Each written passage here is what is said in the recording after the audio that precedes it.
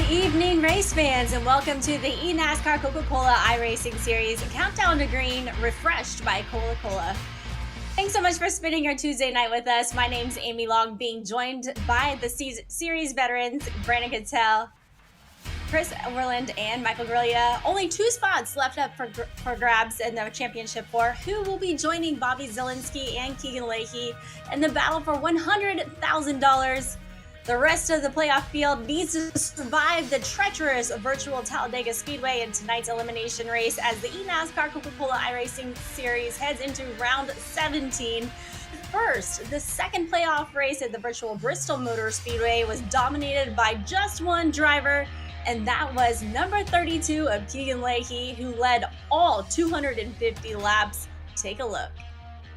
Field in the hands of Keegan Leahy. It is his 14th career pole position. As we say, let's go playoff racing at Bristol. With the 23-11 duo working through some thick lap traffic. If anytime we get any sort of green flag run, I mean, this is the majority of what you're dealing with as a lead lap car. Just a little bump there. We saw Bob was struggling mightily off the corner with the right rear. I think he was, maybe it burnt that off a little bit. Logan Clampett, big winner on pit road, guys. He had snuck up to P6 before the caution, restarted in 4th.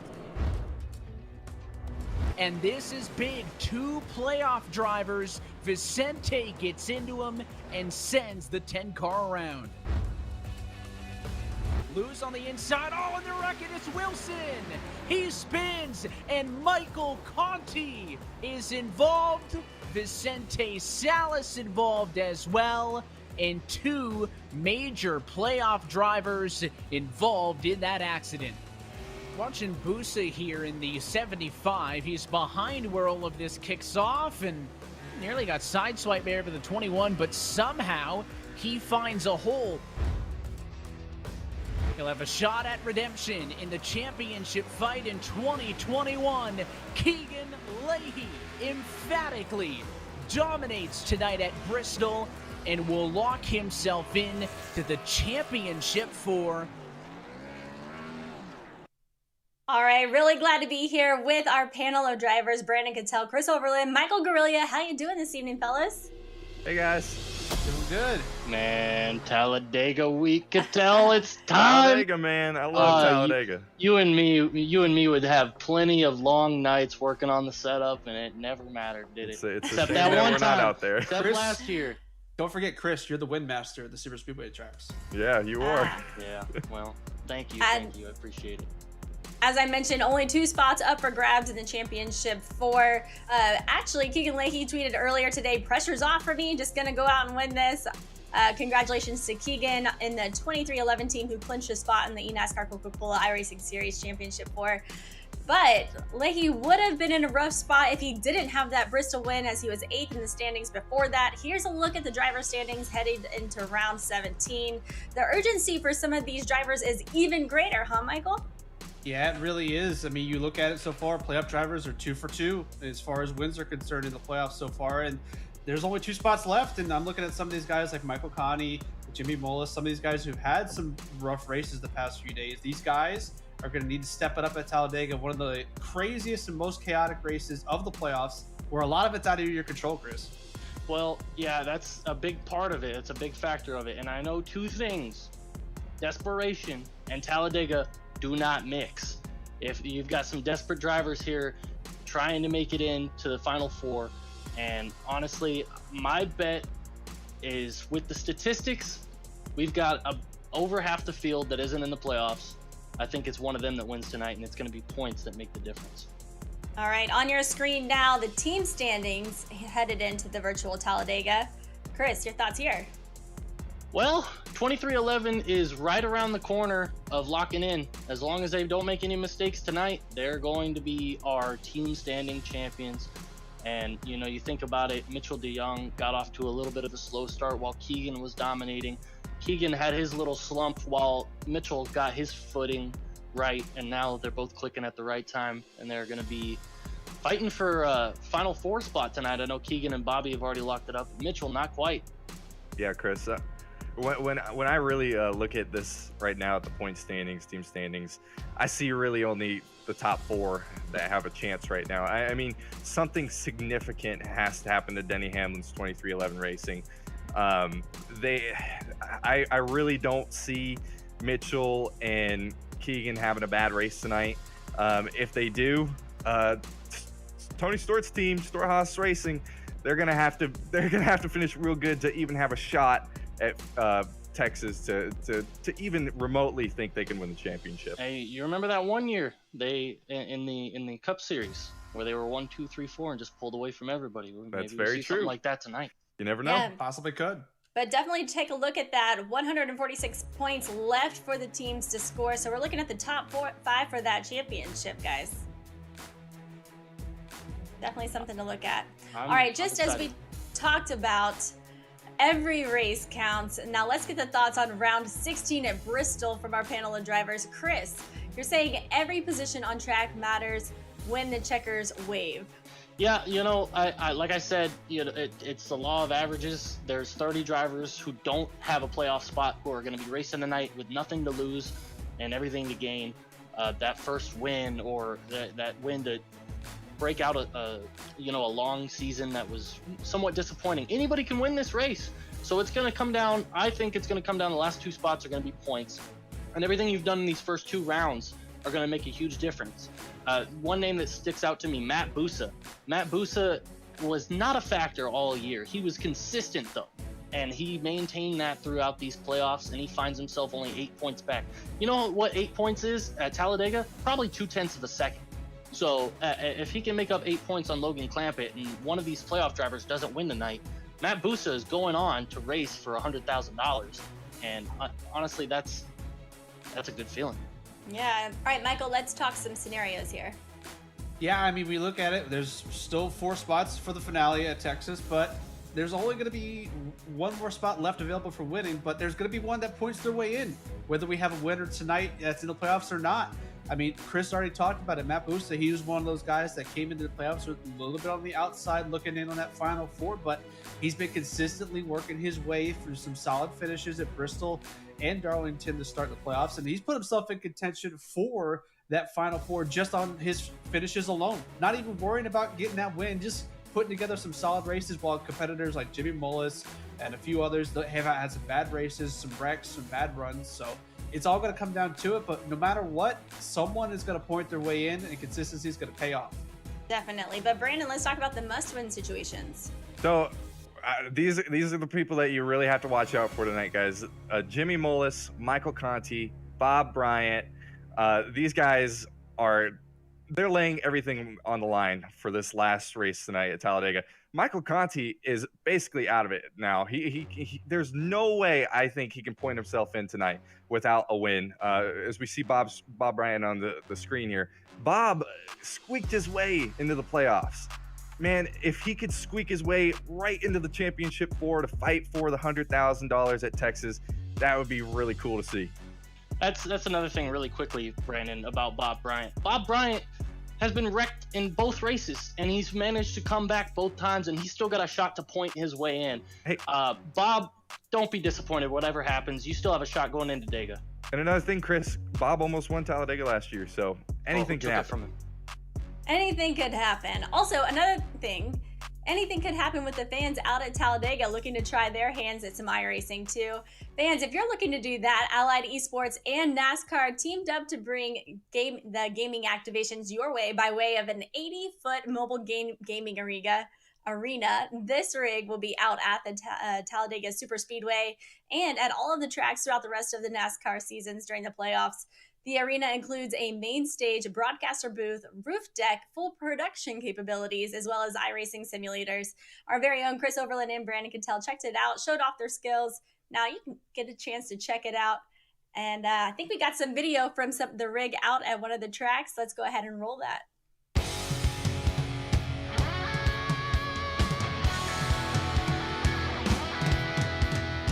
It's so cool what NASCAR is doing just with video games and gaming and sim racing esports. It's really remarkable how much it's changed over the last couple of years to now. I guess just as close as I'm going to get to the real thing. So I kind of like the feedback of the wheel fighting you and fighting the looseness and the tightness of the car. Having it at the racetrack is important, I think, not only for me because I want to go out there and I want to compete with people I've never met before, but for people who haven't tried it before, it's a great way to expose them to the technology and things that they aren't normally exposed to. People walk by video game films all the time and they don't bat an eye at it, but you see a big motion simulator like we have set up here, and it really draws attention to it, and it's going to bring in a lot of new fans. It's a lot of fun for the fans that can't afford to do it, the folks that are trying to learn and get into it. I did pretty good. It was like something I've never done before. It was my first time, and it was really cool. Yeah, very cool indeed. Glad that that's out there. It's actually going to be at the track this weekend in Talladega, and as I mentioned, at the track through the rest of the playoffs. This weekend in Talladega, confirmed driver appearances by Ray Alfala and Zach Novak. So make sure you get out there, say hello to some of those eNASCAR drivers, and enjoy some iRacing on your own. Clint, Brandon, and Chris both said it was absolutely incredible. So looking forward to getting out there and checking it out. All right, now joining us on Countdown to Green, a third-year team owner in the eNASCAR Coca-Cola iRacing Series, former Cup Series driver, Clint Boyer. Clint, how are you doing? Thanks so much for joining us on Countdown to Green. Where are you joining us from? First of all, thanks for having me. And to answer your question, I had to have two. When you have a son that races, right, you can't just show up with one. But we have, I guess you'd call it a party barn. I mean, anybody that knows me knows I'm going to have a party barn. And I had to put them just like everybody's sim, right? Every man has his thoughts on where his sim ought to be, close to the bedroom. That way you can just slide right into bed when you're exhausted after being on it all night long. And eventually, just like every married man, it gets pushed into the garage and then eventually clear over in the barn, which is where Cash and I have to go to battle it out. But my dirt guys, and they're over here tonight, and we was ripping. We was just actually racing the street stock race here, which is by far my favorite. That's where you came from, man. It's funny, that's what I love about iRacing is no different than anything in life. For whatever reason, we all kind of morph back into what we were, where we came from, and certainly a 78 street stock Camaro was where I got my start and cut my teeth. So that's what I love racing on here. All right, that explains both of those setups. Clint, you said you and Cash like to duke it out. We actually saw him on your rig not too long ago. Is he any good at iRacing? Well, he got caught sneaking over here the other day and entered a race on his own and came over and got he got kicked, and we were trying to figure out he got kicked off. So I feel sorry. I know that is against the rules and that shouldn't have happened. He got in trouble, by the way, and that's why his machine is turned off right now because he got grounded. So whoever it was that he ran over the other day with old Clint Boyer on the dang hood of it, I apologize to whoever that guy was. But nonetheless, that was a 6-year-old literally standing on the gas because he can't reach the pedals on my rig that ran you over.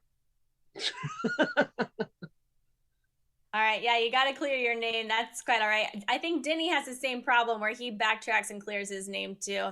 That's all right. You've been involved with in giving iRacing champions, including the World of Outlaws iRacing Championship, the opportunity to drive your car. How real is the transition from virtual to the real world? I can tell you how real they were. The kid that won that championship had never been in a race car. I put him in my race car, and he went out at Charlotte Motor Speedway. Not only did he set a really fast lap, I'm going to tell you, wrecked the car and somehow kept it out of the wall. He got crossed up off of 2, and I'm like, oh, God, there he goes. And literally from what he, learned on iRacing he kept it out of the wall, kept it going, and about 4 laps later, he's hammered down and ran every bit as fast as I could on the thing. Could not believe it. The kid had never been in a race car, never done anything other than iRace, and it's not the only time I've ever seen that happen. All right. Thanks so much, Clint. Real pleasure to have you here on Countdown to Green. Look forward to hearing from you more during our broadcast this evening of the race. Clint Boyer, everyone. Thanks so much for being here. All right, on to my favorite segment here on Countdown to Green. We get a glimpse of your world. We love all the drivers out there showing off their sim rigs. This segment is brought to you by Logitech. Here's a look at more rigs for the archive. Are you ready, fellas? I'm ready. I'm excited. Let's look do at this this one, guys. Let's You do talk nice about Clint monitors. being in a barn. This looks like it's in a barn. I know. Yeah. That's great. I love it. You make do with what you got. And That sometimes teal you got chair. a barn. I feel like that's a 90s teal chair. Here's All right. David Thomas. I think we've got a streamer here. You see that ring light? I think I bought that same one. I feel like that's a caution string, too. Look at all the data he has on that top monitor. There's a lot going on there at Lime Rock, huh? Yeah, my eyes are too bad. I can't have all that going on. Whoa. Oh, this one's pretty cool. We got a Yeah. Kevin Harvick We fan. we should ask Doovie what he thinks about Chase Elliott.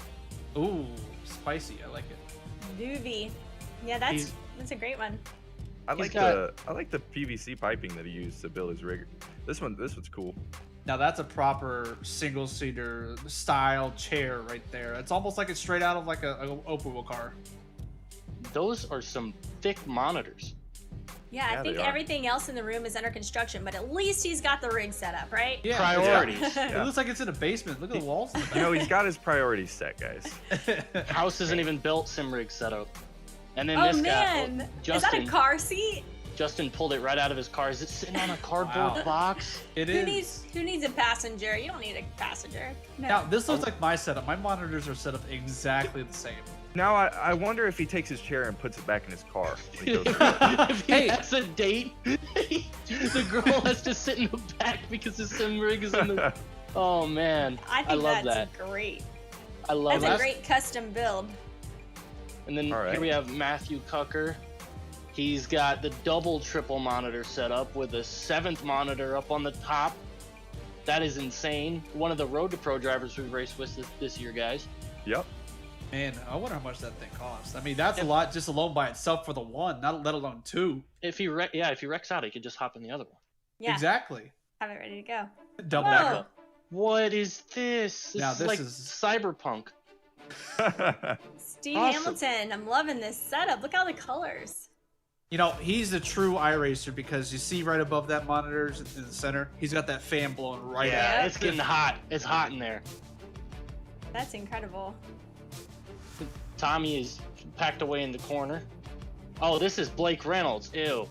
No, I'm just kidding. Now, Blake, this is we love Blake's you. new rig that he's got, and he took a few days to put this thing together. It's and incredible. Look, Great work. look at the stanchion just to set up that top monitor that's in the back of it. Yeah, I mean, it's impressive. I'm gonna have to take the drive over there and see that rig in All right, now this is Tommy. Tommy's Ah! got a Look at duck the duck. riding no, with him. And look at the This- painting too. This This is Tommy. Tommy this is is in great. his sim rig. Look at he's got ducks behind the TV too. He's a fan Tommy- of ducks. This He's is cool. enthusiast. Is he Tommy sponsored by can't reach the Aflac, pedals. maybe? All right, what's our next one? Here we got Clint Ah, Boyd. Oh, that's and not then- There- right. Is that We know- where we the know all incident too happened? well. Is that where he ran that guy over? I think so. Must be. This is the scene of the crime, ladies and gentlemen. Oh man, Amazing. Clint, You don't put him can in your see. car yet. He really can't touch the pedals, so there you go. His story stacks up.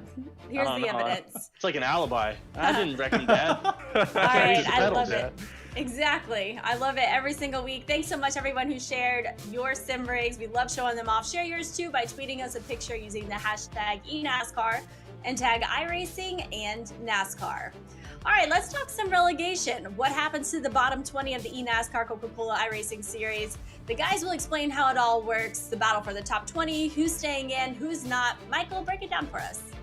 Yeah, we're going into that time of the year where we talk about relegation, and it's coming up close for some of these guys. You look at the graphic on your screen right here. The bottom 20 in the Coke Series standings at the end of the season will go down into the Contender Series alongside the top 20 qualifiers from the qualifying series for Road to Pro. So those guys feed into the same series in the Contender Series, and it's a very fast grind in the month of November. 5 races, almost back to back to back, 5 weeks in a row, will determine who is the bottom half that will join the top 20 in the eNASCAR Coca-Cola standings in next year's field in 2022. And guys, we know this grind. We've been here before. There's some guys that have already clinched into the Road to Pro that are close to it. And there's some guys in the Coke Series that are on the verge of solidifying themselves in the Contender Series. We've been on both sides of the coin, making it and falling out. It's different how it works. Yeah, it's a grind, that's for sure. Yeah, definitely a grind, Chris.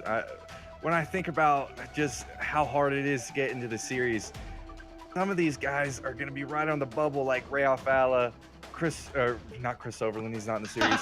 Jake Nichols. These guys, they're going to be fighting for every point they can possibly fight for tonight just to make it in the top 20.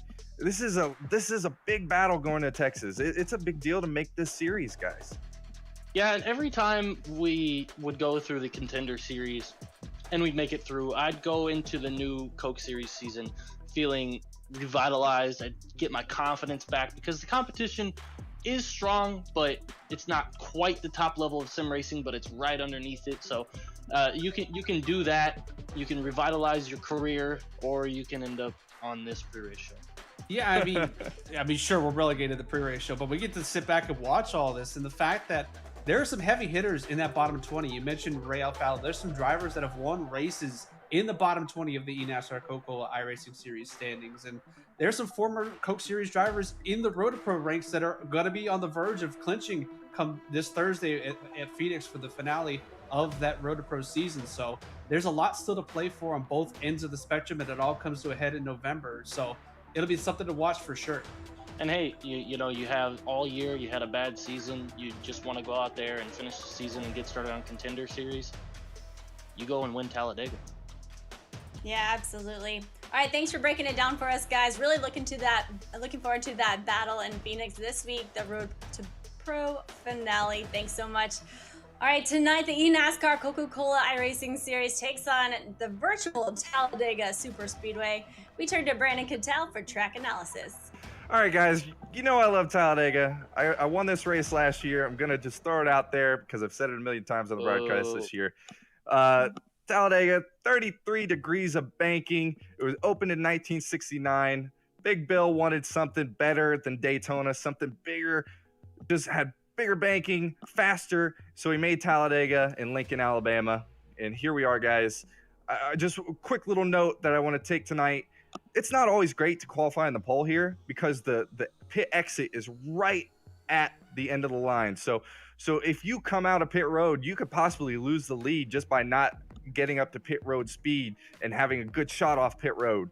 And another thing I'd like to point out today, guys, it's Talladega. Everything is out the window.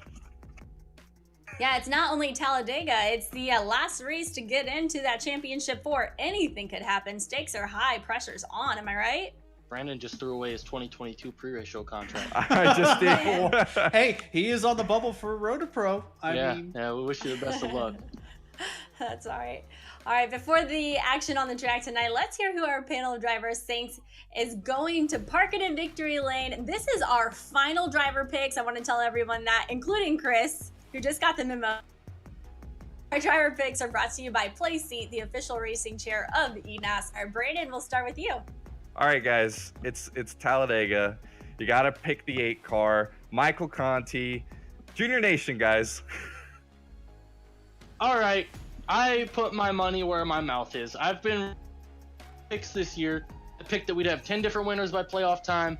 I've made so many countless things. I said that it didn't matter where you were in points or who you were, you could win Talladega. I'm putting my money where my mouth is. Brian Schoenberg in the 47 is going to win tonight, and I'm risking the entire championship on it. Schoenberg, please. Hey, do not sleep on Schoenberg. He's always going to get it done.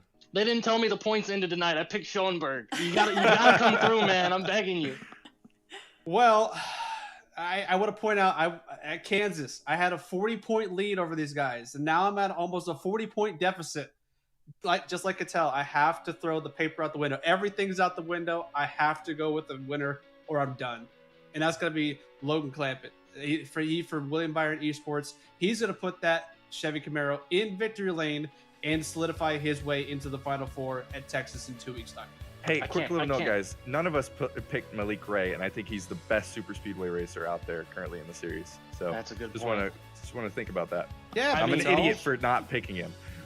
Brad Davies too. You said you got to go with the 8 at Talladega. I mean, Junior drove the 88. Maybe the 88. You never know.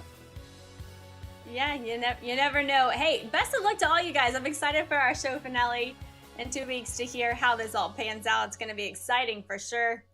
All right, to calling tonight's race, NASCAR NBC analysis, former crew chief and team owner of Letarte Esports, Steve Letarte, joins us here on Countdown to Green. Really glad to have you here. As a former crew chief, how are these drivers strategizing? How are you strategizing going into tonight's race? Well, every time we went to a speedway race, I think the best chance to run well and run is staying up front. So when you look at your pit strategy, I think you really need to attack the pit as few times as possible, just a couple pit stops, and act like track position matters. Everybody talks about speedway racing and how you can go from the back to the front, but those secrets are gone. It's going to be 2 wide, probably 3 wide. It gets clogged up. I think the best chance to win this race and the best chance to avoid the melee is to run in the front 2 or 3 rows. So be aggressive early and then keep your track position once you get it. So Steve, you worked with a guy who's had a lot of success at super speedway tracks in the past. What can you do as a crew chief? I know once you get out on the racetrack and you're not worried about pit stops anymore, there's not much you can do. But what can you do as a crew chief to help motivate your driver throughout, maybe the last 20 laps of the race when you know he's not coming back down pit road? I think the most important thing is to understand when it's time to motivate, when it's time to keep patient. If you're not in the position to attack, make sure he knows there's still a long time to go. Make sure he knows he's not out there by himself riding around. And the other thing is maybe just tell him what you're seeing. He only has the mirror in the windshield. So if somebody in the back is making moves, if there's moves that are working, let him know. If the top line's organizing, the spotter should be working on that, but you can help as well. I mean, you're a racer. You're watching. While you might not be a driver, you're a racer, and you've seen moves work. So give as much information as you can, and then at some point, you open the water, put your feet up, and turn into a race fan, and hope it all works out. Well, Steve, hopefully it'll work out for 2 of your drivers tonight in Chris Shearburn and Bobby Zielinski. Obviously, Bobby's already clinched his way into Texas in the Final 4, but Chris Shearburn's still looking at that relegation line. What's the strategy going to be like for your 2 drivers tonight? Well, Chris had a good run last night, one of the practice races. He sent me a text and said maybe this is either good luck or bad luck that I've used up a win already. That's really what we're looking about is the relegation for Chris. He's been my driver since Letarte Esports was created.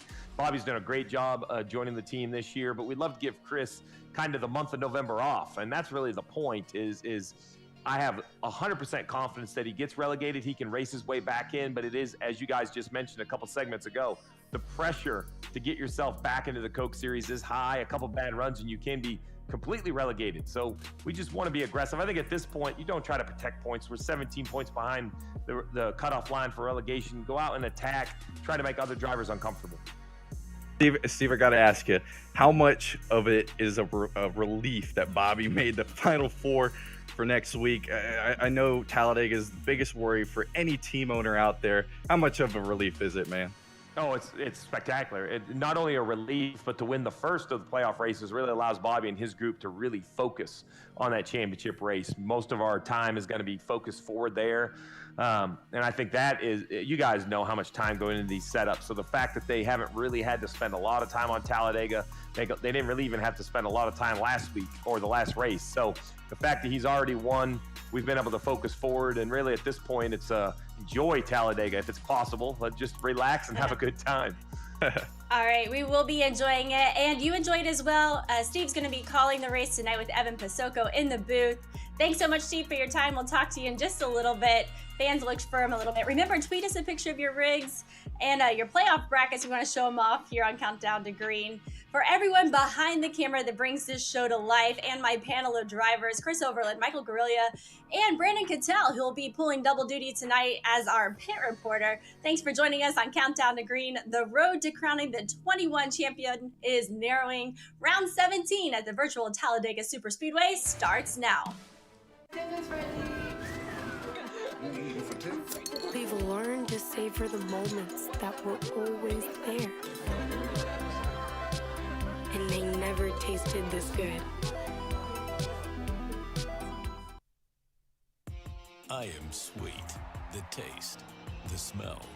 It's winning, and there's nothing quite like it. And now, a win is even sweeter because a win means you move on. That much closer to playoffs glory. I am what we do this for. To be remembered forever as champion. I am the NASCAR Camping World Truck Series playoffs. I am NASCAR. It doesn't matter where you're from, who you grew up rooting for, what you grew up watching, your home track, your favorite car, the series you've always wanted to race in. When you're ready to know what it's like, we're here, bringing you as close to the action as it gets with the ultimate sim racing experience. With a community of hundreds of thousands just like you. This is iRacing, and here, every day is race day.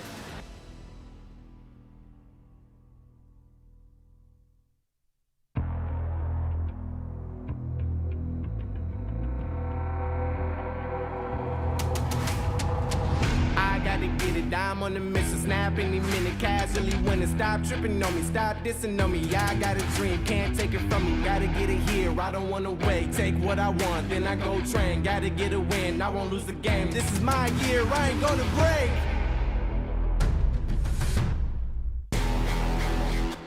Ain't got no time for no fear. I work too hard to get here. Ain't got no time for no fear. I work too hard to get here.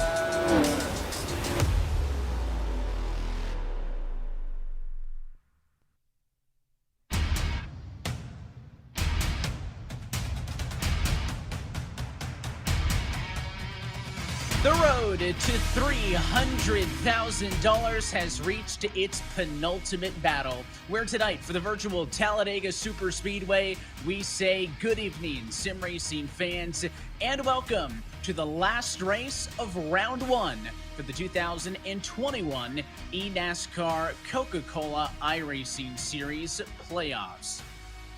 Well, as always, we're so happy that you're spending a Tuesday night with us here on the iRacing Sports Network, and as always, streaming live at eNASCAR.com. Joined by Daytona 500 champion crew chief Steve Letarte and eNASCAR Road to Pro qualifying iRacing Series competitor Blake McCandless at the booth tonight. And Steve, we've been talking about this all month. We know what tonight means. There's only 2 tickets left into Texas.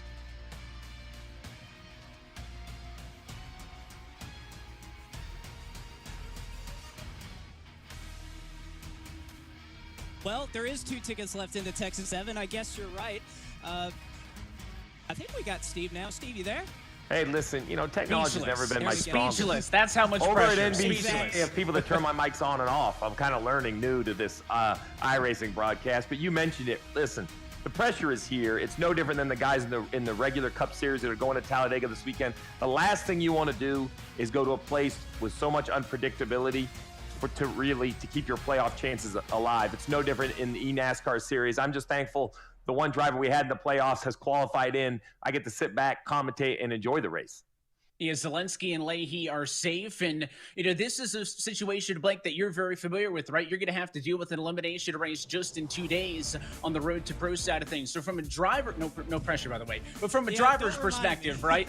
We're coming into a race. I mean, Talladega's tough enough as is, but you have that cut where there's some drivers who know their fate a little bit more, right? A guy like a Michael Conti, way down at the bottom, he kind of knows, listen, I'm probably going to have to win this race. But there's other drivers who are single digits out or close enough. I mean, how does a driver tackle this and try to get in?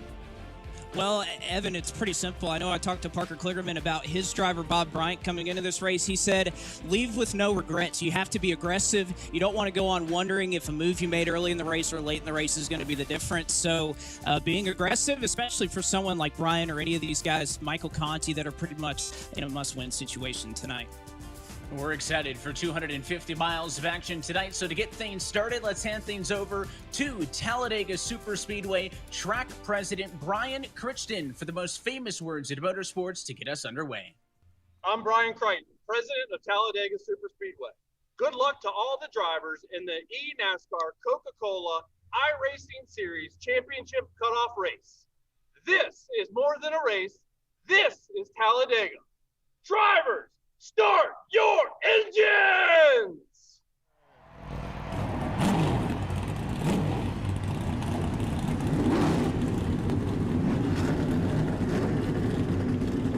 It is time for Talladega, the great equalizer, flat out, elbows out, anything can happen racing here at this 2.6 mile superspeedway.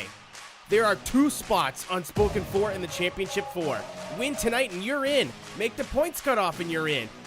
Everything to gain and everything to play for here in the heart of Alabama. Ladies and gentlemen, here are your 2021 eNASCAR Coca-Cola iRacing Series playoff drivers. Already locked into the Championship 4 with a win in Darlington, he's hoping to survive here tonight in Talladega. In the number 83 Letard Esports Chevrolet out of Fresno, California, it's Bobby Zelensky. From Halifax, Nova Scotia, Canada, this driver called his shot last week and raced his way into the Championship 4. Looking for 2 in a row, it's the driver of the number 32 2311 Toyota Camry, Keegan Leahy. 15 points to the good of the cutoff line, he just needs a solid run, but why not head into the Championship 4 on a high note? Hailing from Temecula, California, in the number 23 2311 Toyota Camry, it's Mitchell DeYoung. From Concord, North Carolina, driving the number 97 William Byron eSports Chevrolet with a runner-up performance at Bristol. He's sitting pretty in the point standings, trying to race his way into the Final 4. It's Logan Clampett. Your first driver on the outside looking in and looking to make a statement here tonight at Talladega. Piloting the number 75 Ford Mustang for Mode Motorsports and representing Darien, Illinois, it is Matt Busa. Another driver very close to the all-important points cutoff. Driving the number 10 Stuart Haas Racing Ford, trying to race for $100,000 from Houston, Texas, it's Graham Bolin. Waving the flag for Space Station Gaming from Temecula, California, trying to rocket his way to the front tonight and claim his spot in the Championship 4, driver of the number 55 Ford Mustang. It is Vicente Salas. Driving the number 46 Toyota out of Midland, North Carolina. Not getting the finish he was looking for at Bristol. He's trying to turn it around into a championship bid tonight. It's Richmond Raceway Esports' own Jimmy Mullis. Coming into the banks of Talladega, he's got one more shot to get it done. In the number 77 Klingerman Sport Chevrolet from Biloxi, Mississippi, it is fan favorite Double B Bob Bryant. From Concord, North Carolina, driving the number 8 Junior Motorsport Chevrolet. He is the only driver to win on a superspeedway so far this year and needs to do it again to guarantee his spot in the Championship 4. Trying to make it 2-time, it's Michael Conti.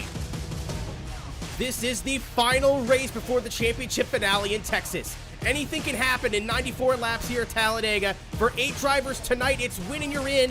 One will be making it to the finals on points. There's so many storylines here tonight, with Dega being the final chapter. Who will be getting a chance to race for $100,000? Who will be going home? The third round of the eNASCAR Coca-Cola iRacing Series for the Talladega Superspeedway starts now. Well, thanks so much, Keenan. We are ready to go racing for the 17th time of this year. Let's go trackside and take a look at your Coca-Cola starting grid. For the second time of this season, Vicente Salas will bring us to the green flag as the only playoff driver in the top 10, joined on the front row by Jake Nichols. Ray Alfala, Dylan Duvall going to round out through row number 2, and Garrett Maines has got a top 5 car. You see Garrett Lowe in row 3. He'll start next to Garrett Maines. You mentioned it, no more playoff guys inside the top 10. Casey Curran, Michael Guest make up row 4. We look back row 5, Malik Ray. A lot of talk about Malik Ray and his speedway skills. We'll see if they show up tonight. I think they certainly will, Steve. And you look at Mitchell DeYoung, been a qualifying ace all season long. He'll be rolling off from the inside of road number 6. Another couple of drivers in Steven Wilson and Chris Shearburn. Not in the championship fight tonight. There's Bobby Zelensky. He doesn't have a whole lot to worry about tonight, Evan. He's already locked into the championship 4. There's more playoff drivers in the 20s than there are inside of the top 20, because you got Matt Busa right there starting in the number 23 spot, but he's got a little bit of a leg up over the likes of Michael Conti, who starts 26th tonight. Jimmy Mullis 27th, with Logan Clampett 28th, and the last of your playoff cars, Bob Bryant, way down in the number 31 position. You'll take a look through it all the way goes to the likes of Schoenberg, Nichols, Luza, and Ottinger, some of the other guys through your field. That's a look top to bottom at your Coca-Cola starting grid. All right, Steve, we'll toss things back over to you. You're chatting with our pole sitter tonight. The last time Vicente was on pole, he led every single lap and won a race at Richmond. A win could do a lot for the driver, who is 15 points below the cut line coming into tonight. Hey, Vicente Stilatart up in the booth. First of all, congratulations on the pole in 8th place, all the way back at Daytona to start the season. You know, the restrictor plate race. I know that was a long time ago. The package has changed a little bit. What's the confidence heading into the evening? I feel really good. I think our car is really, really solid. We're just going to have to stay up at the front and see what we can get at the end. All right, you said stay up at the front. That's the question. How aggressive are you willing to be all day long? How much are you willing to put on the line to keep that track position?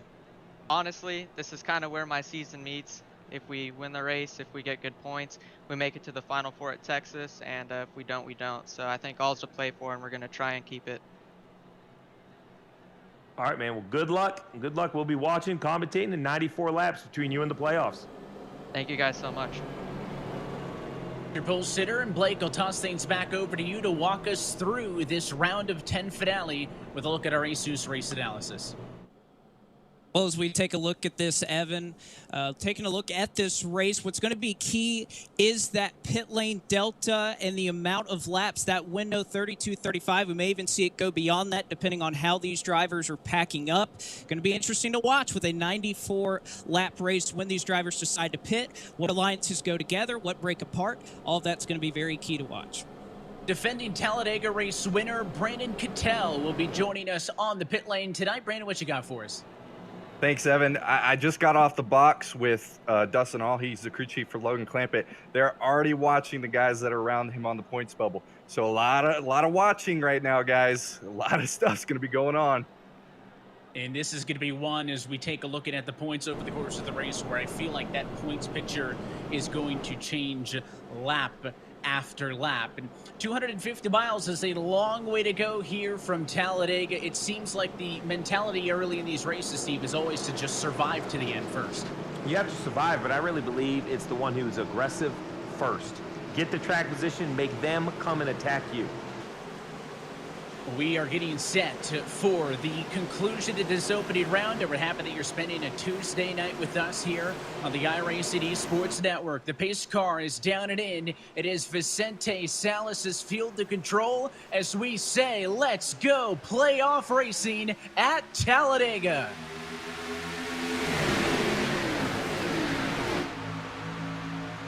Good speed, first time. They'll get up through the gears already, 150 miles an hour into turns 1 and 2. Salas got the jump, but he's about a half a car length disconnected from Ray Alfala behind him, and that should give the advantage to the outside. Jake Nichols driving for Kyle Long's Mode Motorsports. He'll go to an early race lead with the push from Dylan Duvall, who wants to go down, but that 55 shuts the door, and now Duvall is stuck at the inside of 3 wide. No man's land in the middle. Going to lose at least 3 or 4 spots. Squeezes Maine. Maine won't let him in. Still stuck in the middle. Little indecision in the back. Now it looks like the momentum's in the middle.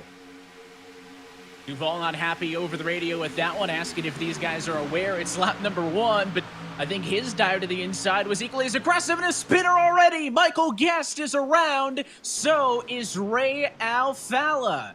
That came out of nowhere, Blake, but a caution at lap number 2. Oh boy, we just talked about it. It's lap 1, Evan. What are these guys doing? We heard coming in that guys were going to think about taking it easy early on, but we didn't see that at all. That all started, I believe, around the number 9 machine of Michael Guest. Thought he had enough of a gap to get to the inside. Ray Alfala was waiting for him, but the fact that that did not take out more cars, Evan, I think is pretty surprising because Logan Clampett, he just barely, I believe, missed this accident. This was around 4th. You're going to see the 9 of Michael Guest try to blend in line, but look between the 55 and the 51. There's really not a car length of room there. And the 9 just tries to make it work, and Alfala didn't cut him a break. Probably could have if he really wanted to, but again, at lap number 1, Steve, it just feels like awfully aggressive. But what did we notice in both the incidents there, right? Duvall getting stuck at a line, and right there with the 9 car trying to get to the bottom. Is that where those incidents came from? As there's the look off of the back of Vicente, is that drivers were very aggressively trying to get to the bottom as soon as they could. Aggression early, but I have to put that one on Michael Guest. I understand he's in the non-preferred groove and he wants to get down, but you just can't make that move. You can't assume the driver's going to let you in. I mean, you see how he's so committed to the top, a good lane and a half off the bottom, and that is a very quick move. Nowhere for him to go, and it is a miracle. It's a small accident. That could have easily been 10 or 15 cars. Yeah, we'll take some other perspectives. Let's take a look on board with Casey Kerwin for this one. He was a couple of rows back and down in line on the inside. That's Garrett Maines up the road from him. And it's going to be a real late notice, right? When you're on somebody's bumper like this, you really can't see what's happening. There's smoke, and look out. Just sidesteps to the inside of the 51 enough to avoid him. And an early yellow here from Talladega. No major changes towards the front of the field. Nichols at the time of the yellow will be scored as the race leader. So the 24 takes over the top spot. And your pole sitter Vicente Salas does slip down to the number 3 position. That's the only change there. And Steve, Ray Alfalo was in the midst of all of that. You've dialed up the drive of the 51. Ray Letarte and the guys up in the booth, it looked like an aggressive move by Guest to try to get to the bottom. Looked like nothing you could really do. I'm not sure you had time to let him in if you wanted to. Yeah, no, I wasn't going to let him in. I just stayed in it. Hopefully it turned him for making a stupid move like that. So, I don't know what he was thinking. Just qualify well up front and have that happen. So, we'll deal with it. All right, we'll let you handle your pit stop right here. Appreciate you taking the time. Listen, I like that aggression out of Ray, and I like the candor, right? He's going to not let him in. He didn't like the move. He stayed in it. Look, we're late in the season. The Final Four is on the line. I think relegation's on the line. Everyone in this race has something to prove, and I think we're going to see more of that tonight, Evan. It's good to be a little bit feisty. The issue there is you could see when we were talking with Ray there, Blake, that he was on the pit lane for service. You got to stand up for yourself, right? He's a 4-time series champion. We know Ray's not going to be pushed around, but at the same time, as the guys were talking about on Countdown to Green, there's a relegation battle too, right? Ray comes into this on that relegation bubble. He is 20th in the points, and by knocking down in the running order early, as opposed to maybe just cutting a bit of a break and staying P5, now he, in theory, is putting himself behind the 8 ball. So I think there is a balance between holding your ground, not getting pushed around, but also, racing for points. Well, exactly, Evan, and that's the one thing that we're going to see continue to unfold in this race all night long is the differing agendas. You have the drivers that we've well chronicled that are fighting for a chance to race for a championship. You have guys that, well, guess what? Like you said, they're either right on that cut line or they're well behind it. You also have drivers, maybe like Malik Ray, Nathan Lyon, they know where their fate is right now. So they're just out here to get a win. So there's so many differing agendas, a lot of things to consider for a lot of these drivers, whether you want to lift right there or not. But if I'm Ray Alfalo, I'm probably keeping my foot in the throttle right there. Second half of that incident was the 9 car of Michael Guest. Steve, you're with him. Michael Letarte up with the guys up in the booth. Take us through that incident from your perspective. Yeah, eventually everybody's going to get single file, so I kind of thought Ray was going to let me in there. He didn't, and that was pretty much that. But this race is going to come down to the last stop. That's really what we're looking forward to here. All right, so just a basic give and take. You thought you'd have a little more space. You thought he would let you in? Yeah, luckily we didn't get any damage, so at least we're good on this side. All right, no damage. Still 90 laps to go. We'll see if you can recover. Good luck. All right, thanks. I think, interestingly enough, Alfalo may have ended up with more damage after that. You can see the right front a little bit beat up on that 51 machine. So as we get doubled up and get set for a restart, we're going to be talking points. And on the right-hand side of your screen is a live look in at the championship as we pace under the yellow flag at lap number 5. That's going to dance all over the place all night long. You can see the immediate result of the 9 car getting turned as he goes all the way down to the bottom. And that's going to hurt him, evidently, of course, because Jake Nichols is currently leading and is not a playoff car. There are currently 2 points positions available into the next round of the championship. And, Blake, that's going to be the big storyline tonight, right? Is if another playoff driver wins, any of those 8 that don't have a win yet, it would leave only 1 spot in on points. So, Mitchell's plus 20. That's not safe. Anything can happen here. But it's a healthier margin than everybody else. Salas, Bolin, and all those guys, they do not want a driver below them to win because it would be awfully harder to chase, Mitchell than it is to just fight with each other. Absolutely, and look at the right-hand side of your screen because you're going to want to be watching it all race long. It's going to go up and down. Think about Mitchell DeYoung was 15 up. Logan Clampett was in 5 laps in. Now Clampett's on the outside looking in. So all of that is going to continue to change and unfold throughout this race. It's going to be crazy, and again, because we award points at the end of the race, that's the only opportunity you can get to score them. So you're going to see that change, go up and down. Drivers are going to move around, but of course, not too much going on at the front with just Salas, one of the few playoff drivers there in red on the left side of your screen, who's up in the top 10 right now. Yeah, notably, you only see 5 names highlighted in red on the left-hand side of your screen. There's only half of the playoff cars currently running inside of the top 20. The other half of them ride at 22, 23, 24, 26, and 28. So they all have some work to do. That's going to be Conti, Clampett, Mullis, Busa, and Bryant in the back half of the field. Let's ride on the board here with Casey Kerwin. He's on the inside of row number 3 for this restart. Field is in control of the number 24 car of Jake Nichols on the inside, alongside with Garrett Lowe. 5 laps down at Talladega. Long way to go, and the green flag is back in the air.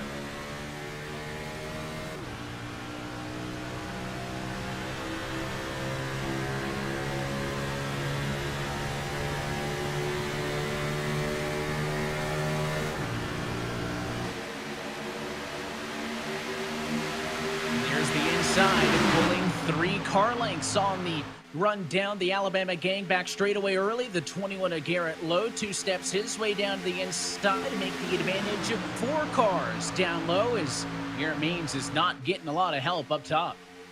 I'm really shocked at just a fight for the bottom. I expected to see a little bit more too wide, but you heard when we talked to Guest, he wasn't happy about the accident, but he was confident that that was the move he needed to make. He thought if he remained in the outside, he would continue to lose spots. And here we are. We see, 5, 6, 7, 8 cars single file on the bottom leading this pack. Garrett Means was 4th at the restart. He is 9th already, Blake. I mean, he falls like a rock as we take a look with the iRacing drone cam, and there's only 3 left up there. Garrett Means, Ryan Doucette, and Keegan Leahy. Everybody else has abandoned ship down to the inside. There's going to be a small gap here. Leahy is going to take it. I don't know if the 79 and the 2 will find that space, though. Well, Evan, I think you look back on the eNASCAR Pro Invitational Series race that happened at Talladega. I was able to spot James Davison during that race, and you really just had to go where everybody else went. For now, I guess the drivers have decided that that's the bottom. They could be in the middle. They could be at the top like we oftentimes see at Talladega in the real world.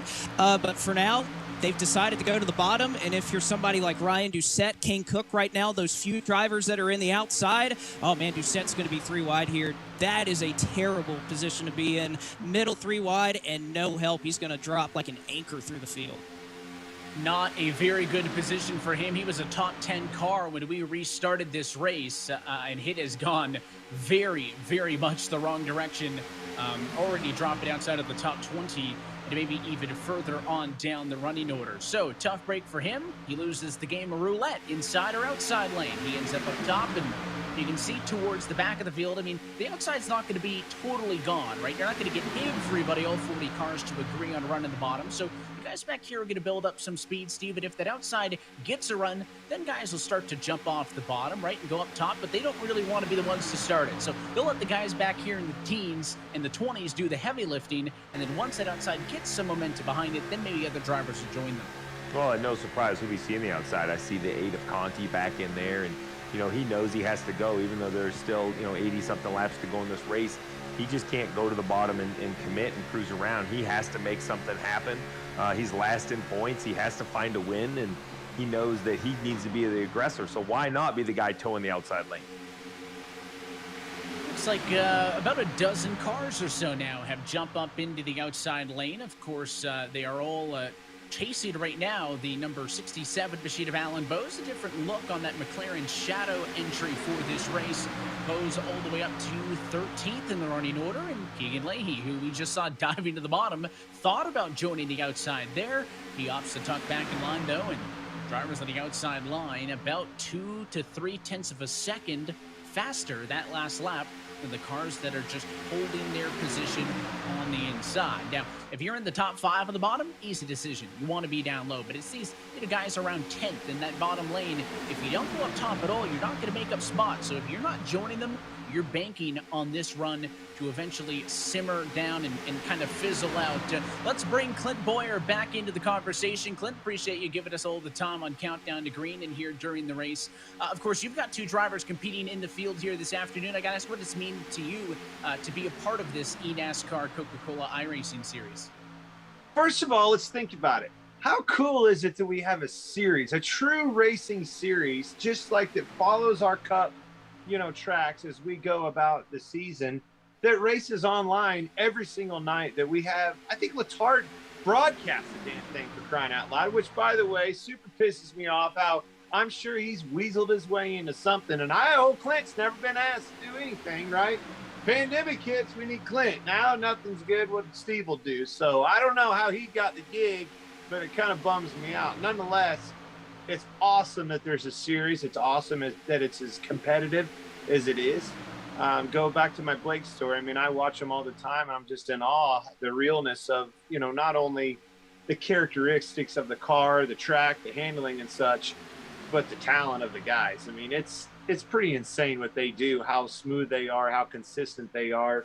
I got on here and I do it for fun. This is something that I do for fun, and those guys do it for, real and racing in a series. Some of them are making some money doing it now. So I think it'll only get bigger. I think I'm proud to be a part of it. Obviously, don't think that. I'm definitely proud to be a part of it from day one.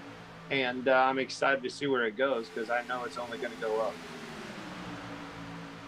This is a big night for the series as well. We're talking about setting a championship for it, but it's tough because it's Dega as well, right? I mean, tell us a little bit about some of those challenges that you've had to fight through to find success at a racetrack like this.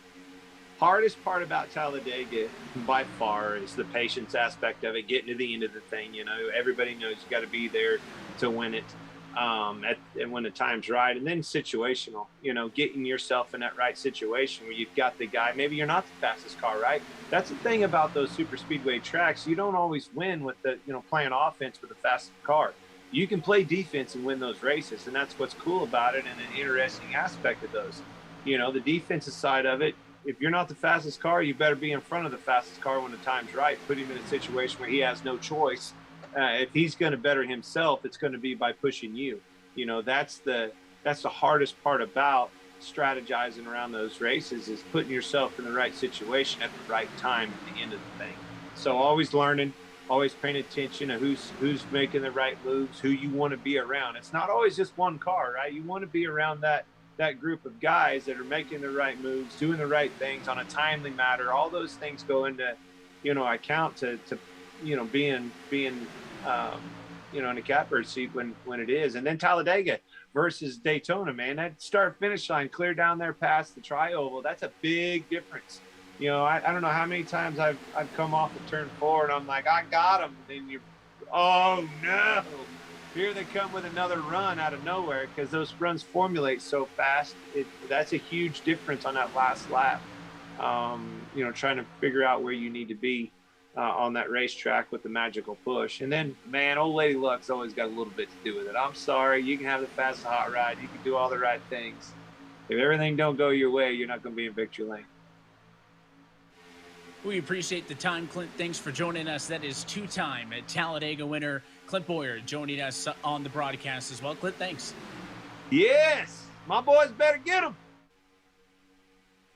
Doing a good job. Just trying to stay out of trouble early in this one. And as we pick back up on the action here, guys, the outside is now a pretty dominant lane in the mid-pack, but they haven't been able to crack the top 10. You're on board with Jimmy Mullis. He is kind of way back there in 26th position. The outside came with a big head of steam, guys, and then it kind of fizzled out just as quickly. And the inside has the advantage by about, Steve, I'd say 11 or 12 cars right now, as Mullis actually wants to make it 3 wide to the outside.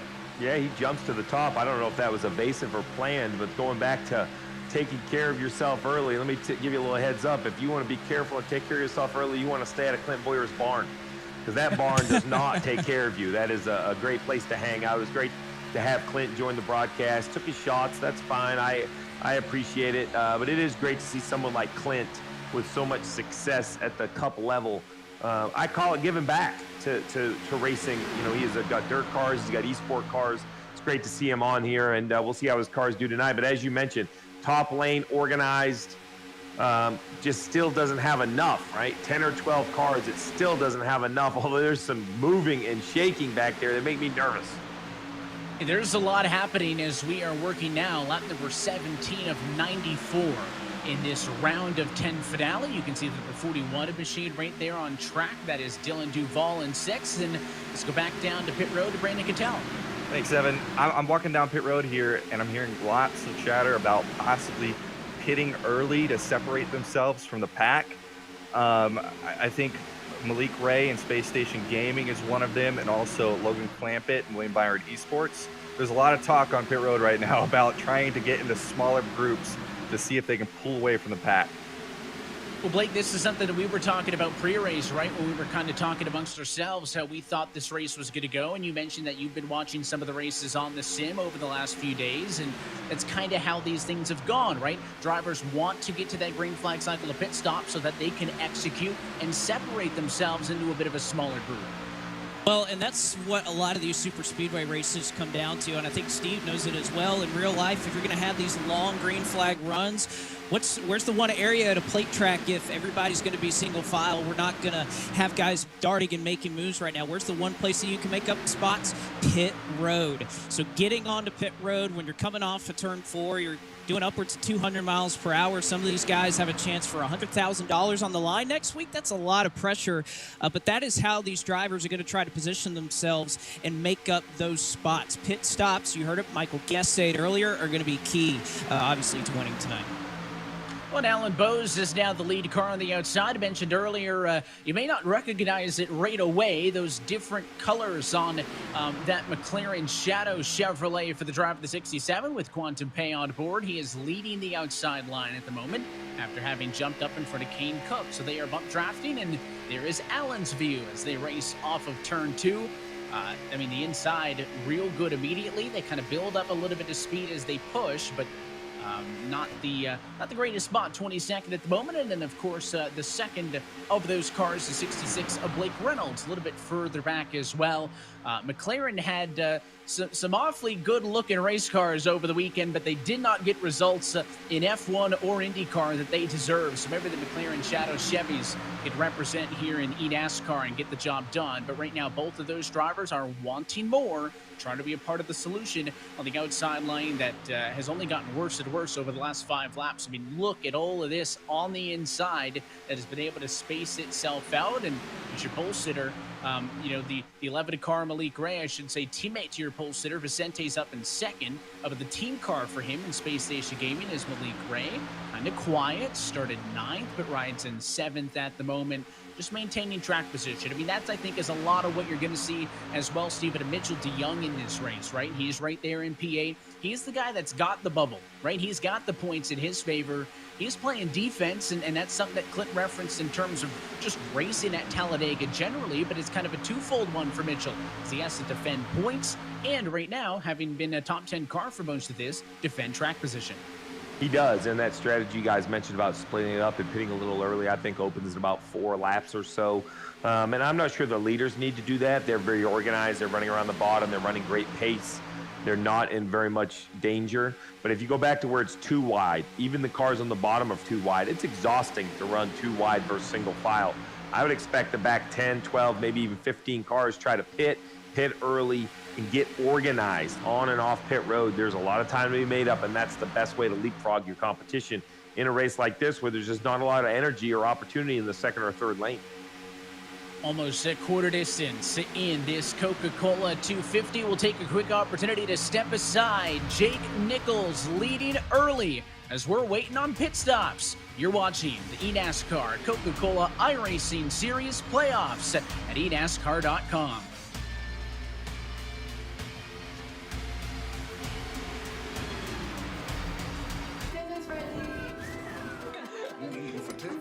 We've learned to savor the moments that were always there. And they never tasted this good. I am where visions of grandeur meet grit and fire. A place where drivers discover what they are made of, and fans discover how they made it. I am where you must scrape beyond the surface in order to uncover greatness. Where 12 are whittled down to one, and a champion shines through. I am the NASCAR Xfinity Series playoffs. I am NASCAR.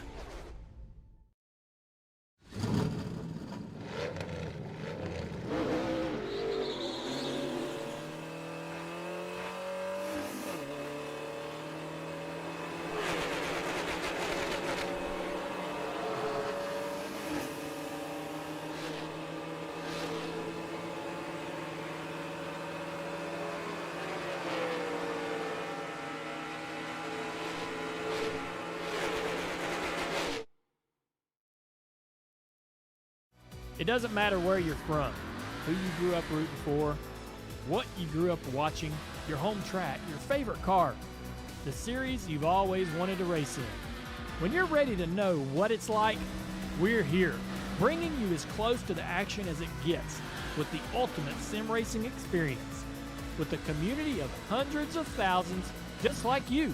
This is iRacing, and here, every day is race day.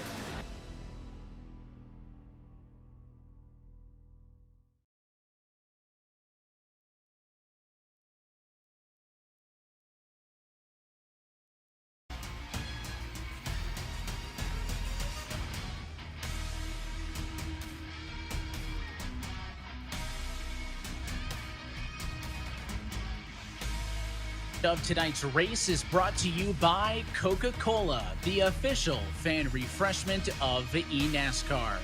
By DoorDash, proud sponsor of 2311 Racing. And by Playseat, the official racing chair of eNASCAR.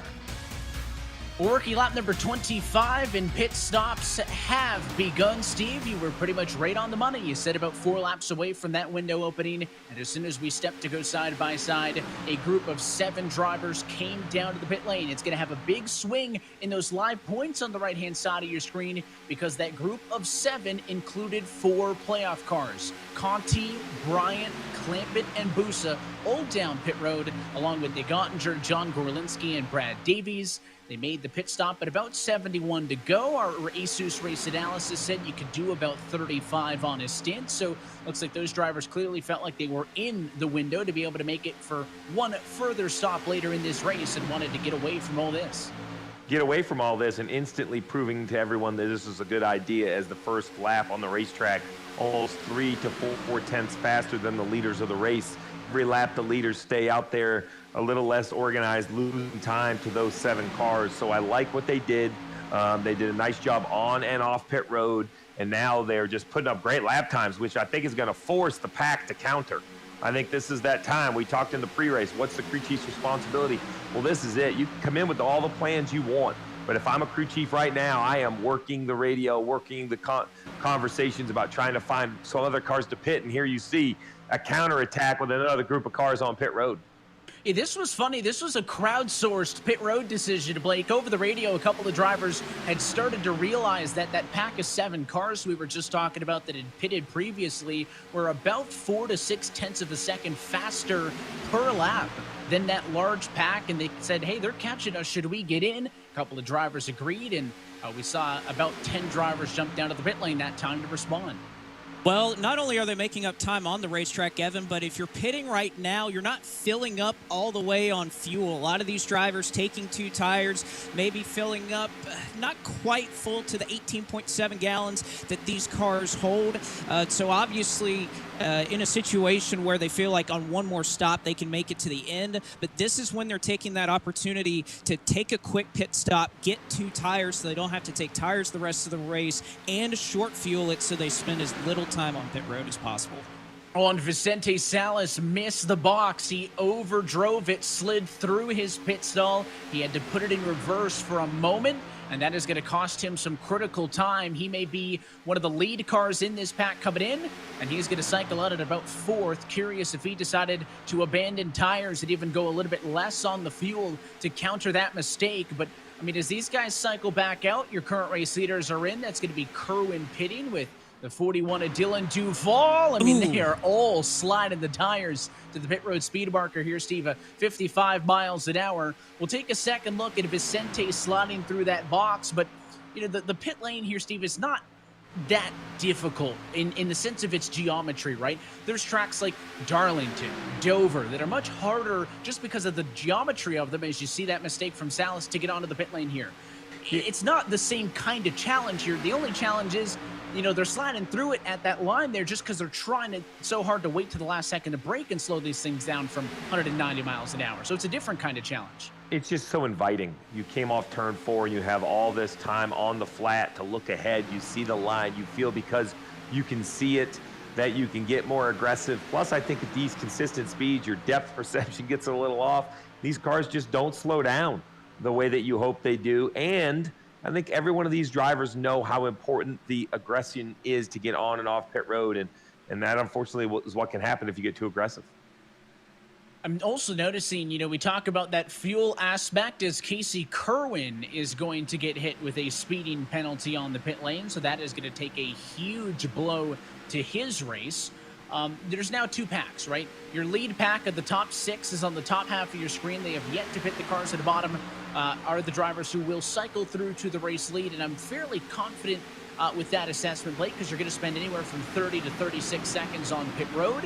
And they are only right now about 34 seconds ahead of the race leader. So once Femi Olat, Mitchell DeYoung, Steven Wilson, Keegan Leahy, Shearburn, and Zelensky pit, this Nick Ottinger pack that you're looking at the bottom is going to cycle through to the race lead. But the time on pit road was a big difference, right? You talked about less fuel.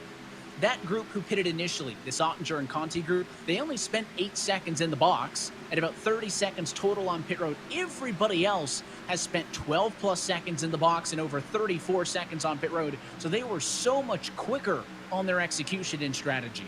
Well, that's where guys like Steve give themselves a pat on the back, right? The crew chief got them the track position. And not only have they been faster, Evan, they continue to be faster. They got off of pit road, every single driver that came down with this strategy, because sometimes when you pit, you see Mitchell DeYoung, Keegan Leahy, Bobby Zelensky heading on to pit road there. Sometimes when you try these strategies, when you see the manufacturers in real life, the Chevrolets, the Fords, the Toyotas all pit together, you'll lose a car or two in the midst of that, and that slows the entire pack down. This first pack that came in, Nick Ottinger and the like, they are together, they're organized, and because of that, they are continuing to outpace the rest of this field. It's really impressive what they did, so I got to give a tip of my cap to the crew chiefs out there, because they did a tremendous job to put them in this position. So we saw 4 drivers of that lead pack pit, DeYoung, Leahy, Zelensky, Shearburn all in it out, so it is just those 2. Femi Olat leading laps right now with Steven Wilson behind them. They are not the lead cars in this pack. That's because those drivers are at the tail end of the lead lap up the road. That's Blake Reynolds, Anthony Burrows, and Ryan Luza. 3 drivers who we have not talked a ton about here this afternoon. So basically your leaders are just going to hop in line with these guys, and the 18 and the 72 or the 17, I should say, are the only 2 drivers who have yet to come down to the pit lane. And we talk about splitting these packs up, right, and trying to separate things. And not only is it impressive, Steve, on what that first pack could do to get the track position, but I think when this cycles through, they'll be able to establish themselves as about a 10-car lead pack. It's a lot better than racing around 30 guys. It's a lot better, but to go back to the pit stops and the fuel conversation, the only thing you have to be careful of is you have to pay the piper at some point. Every car here needs 94 laps worth of fuel. So there were a few that pitted under that early caution. That allowed them to take a short fill. But if those cars did decide to short fill, the next stop is going to have to be longer, where someone like the 18 or the 17, while I don't love running long, this wouldn't be my first choice. The advantage to this right here is they know they've already given up the time. Go ahead and long fill it now. Hope you get a yellow, and you should have more fuel on board than the rest of the field. You could short fill on a later pit stop and try to leapfrog them when it matters the most. I mean, track position is important, but remember, track position at lap 94 is the key, not track position at lap 33. And to that point, Steve, all those drivers who pitted in that Conti and Ottinger pack had pitted on that first yellow for a little bit of extra fuel. So that's how they were able to do that. As we go back down to pit road with Cattell. Yeah, Evan, thanks. I'm hearing some audio real quick from Busa. He's talking about possibly thinking if there's no cautions here that it's going to be a fight for a finish, a fight to the finish. Let's see what he had to say.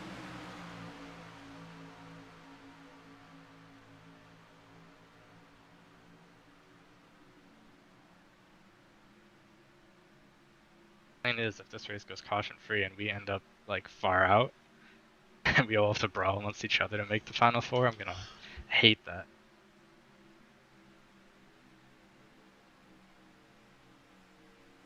And we already have a lot of guys worried about if this race goes green. These guys don't want to have to race their teammates out there. So, man, I would hate to be in that position. I was in that position last year.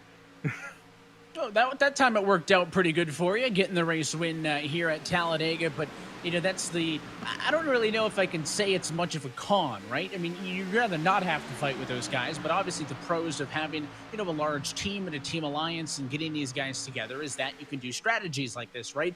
I would rather be in this group of 8 than I would be, you know, in the duo of Olat and Wilson, right? There's strength in numbers. But at the same time, you know, you're right. I mentioned that there was a lot of playoff drivers in that group, teammates with, you know, team affiliations and whatnot. Yeah, you're going to have to at one point decide, all right, we've worked together enough. Now it's time to fight because, you know, $100,000 to the champion is, I think, enough for anybody to turn on any teammate, family member, relative, whatever. They'll work together through the last pit cycle, and then at the end of the race, we can talk a little bit more about betrayal. Well, and Evan, you think about all the beef potentially that these drivers have had all season long, going through 17 races, wrecking each other. And, you know, drivers have great memories. They remember all that stuff. But you put all that aside when you come to these racetracks and try to think about who you can work with and how you can make these strategies play out. Well, and just watching these top two, right? Femi Olat and Steven Wilson at the bottom of your screen, just riding right now. Again, drafting off of some lapped cars. The draft is also helping them on their fuel number, Steve, and that's a big difference at a racetrack that's 2.66 miles in length, right? Your fuel number driving around here on your own full throttle is a very different fuel number than when you're constantly lifting off of the gas and using the draft. Yeah, you could save a tremendous amount of fuel. The only question is to what end, you know, to what goal? I don't think they can get all the way to halfway. I don't think they can get all the way to a one-stop race. So at some point, it's just time they're giving up to the rest of the field. I mean, they are still, even with the draft in front of them, running 2 to 4 tenths of a second slower than most of the cars out there on the lead lap behind them. And obviously, you have to be behind somebody to get that advantage. They have not pitted, so we're working lap 37. They've done 37 laps on fuel. So, you know, for that group of cars who pitted with 71 to go, you should be in the number. The question would be, as a lead car in this pack, so, you know, you take that group of Ottinger and company, you know, as an example, as we ride on board with Wilson here, Blake. Nick Ottinger's led this pack off of the pit lane, right? He can't really save any fuel leading this pack. Obviously, he wants to hit the same fuel number as the guys behind him, as it looks like Olat and Wilson will finally call it quits and come down to pit road lap 38. So are we expecting this pack that's in a moment here going to cycle to the race leader? Are they going to try to get Nick Ottinger out of that lead position so he can save at any point? I don't think so, Evan. And again, I remember I go back to James Davison in this Pro Invitational Series race. There was a big difference between being that first and that second car in line. But Ottinger, look at his teammate behind him. William Byron New Sports driver Logan Clampett, he's 5th in that line. Maybe this is one of those plays for Nick Ottinger. Hey, I'm going to help out my teammate, and if we can't make it on fuel, well, guess what? I'll just be the lead car, and I'll just take the hit on the fuel mileage. As you see the difference there, this pack has just done a tremendous job. They weren't even off pit road, Evan. That's how tremendous of a job they've done of being organized up here. But to go back to Nick Ottinger, I think in a way he'll probably be able to make it on fuel, but if he doesn't, he might be taking one for the team and his teammate in Clampett to try to get him a championship. I think he knows more than anybody as a former series champion how that feels. And there is everybody else. That secondary pack led by Mitchell DeYoung. Looks like the lead pack early in this race. Those slower cars are going to hold the bottom. They want to assimilate into this pack, right? They're going to try to catch the draft and blend into this, but this race has now clearly been split into 2 packs, right? We expected this to happen through green flag pit stops, but look at that timing screen, left-hand side of your monitor. Mitchell DeYoung, the lead car in this secondary pack, is 9.4 seconds back. And the top, 7-car breakaway is faster every single time around. So I wasn't shocked that we saw a breakaway, Steve. I think those guys separated themselves early. We kind of heard whispers that was going to happen, and it played through. But to be honest, I didn't know if under green they'd been able to get 9.5 seconds ahead just like that. Yeah, I'm shocked with only 7 cars. I mean, look at the amount of cars you see on your screen. You would think that that line of cars could be faster. I think it just comes down to the dirtiness of the pack. As you saw that front to back, there was a lot of half cars out, either left or right, people trying to get air to cooler motors, some just that nervous energy of making sure you could see what's in front of you. Where when we go back and we look at that with lead 7, they seem to be very efficient, very clean. From a head-on view, you don't see a lot of fenders poking out. That must just be the difference. And again, this lead group was anywhere from 4 to 6 seconds quicker on pit road. That certainly helped. But I think you're right. I think that when you have, 7 cars, it's a more manageable number. They could all communicate with each other. Those other 25 cars in the other pack can't all communicate together. Let's take a look on the bottom of your screen and a replay going down the back straightaway. We talked about this large, big single file pack trying to blend in line with each other, and a couple of dicey moments there as everybody tried to figure out who belongs in what position. But again, working lap number 41, so far so good, without incident on the inside line, and the bottom looks like the lead did. And now you wonder, what is going to be accomplished, Blake, in this second run, right?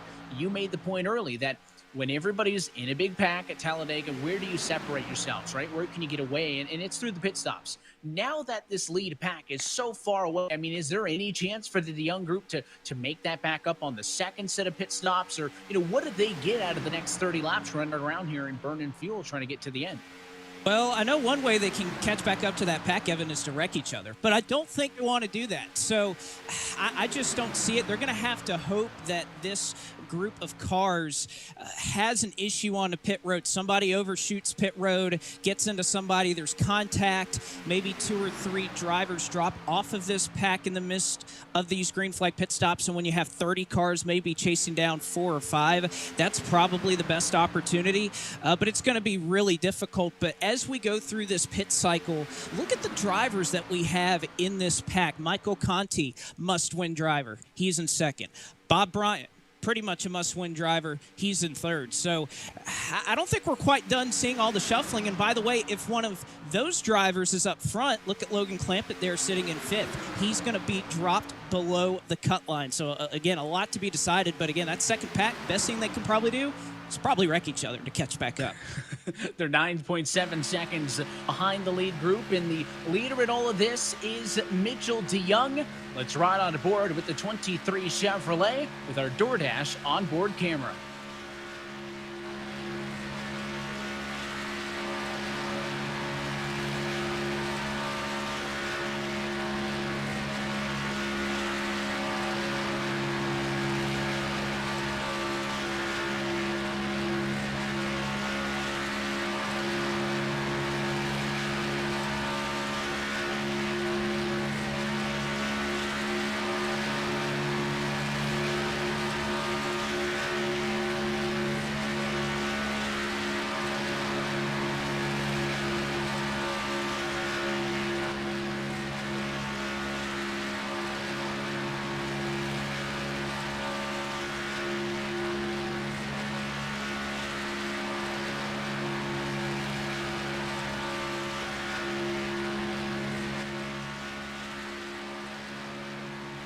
I love the focus of this front pack. I tell you, a big question I have as I watch these guys ride around, the rear group has definitely become more organized. Their lap times are better. They're down around 48.0s. The front 7's starting to slow down a little bit. You asked about Nick Ottinger leading, and I wondered, Evan, if you thought there was any chance they would gamble and have one car add a little grill tape. It would be a big, trouble if you ended up in the middle of the pack. But if you would commit to leading that pack around there, you mentioned a car that doesn't need a win. Could he tow the other wind around? As you see a smile and a wave, pretty lighthearted right there in a pretty pressure-packed situation. Hey, he's clearly feeling good. If you're Mitchell DeYoung, take a look at the cars behind him, right? Keegan Leahy, Bobby Zelensky, already race winners. Not too worried about them. And maybe he saw the live points, but he saw himself on the TV because plus 13 is still good for the driver of Mitchell DeYoung. Of course, if you're enjoying tonight's action and want to get in on it for yourself with iRacing, every day is race day. For more information on how to start your sim racing career, visit iRacing.com for more information. And of course, all this talk about this eNASCAR championship, well, if you want to get more information, keep up to date with the schedule, the standings, and the qualification to get into this series one day, you can find all of that information as well at iRacing.com/eNASCAR or as well online at eNASCAR.com. So DeYoung leads this train. They've finally balanced it out, I think. Lap times are pretty even.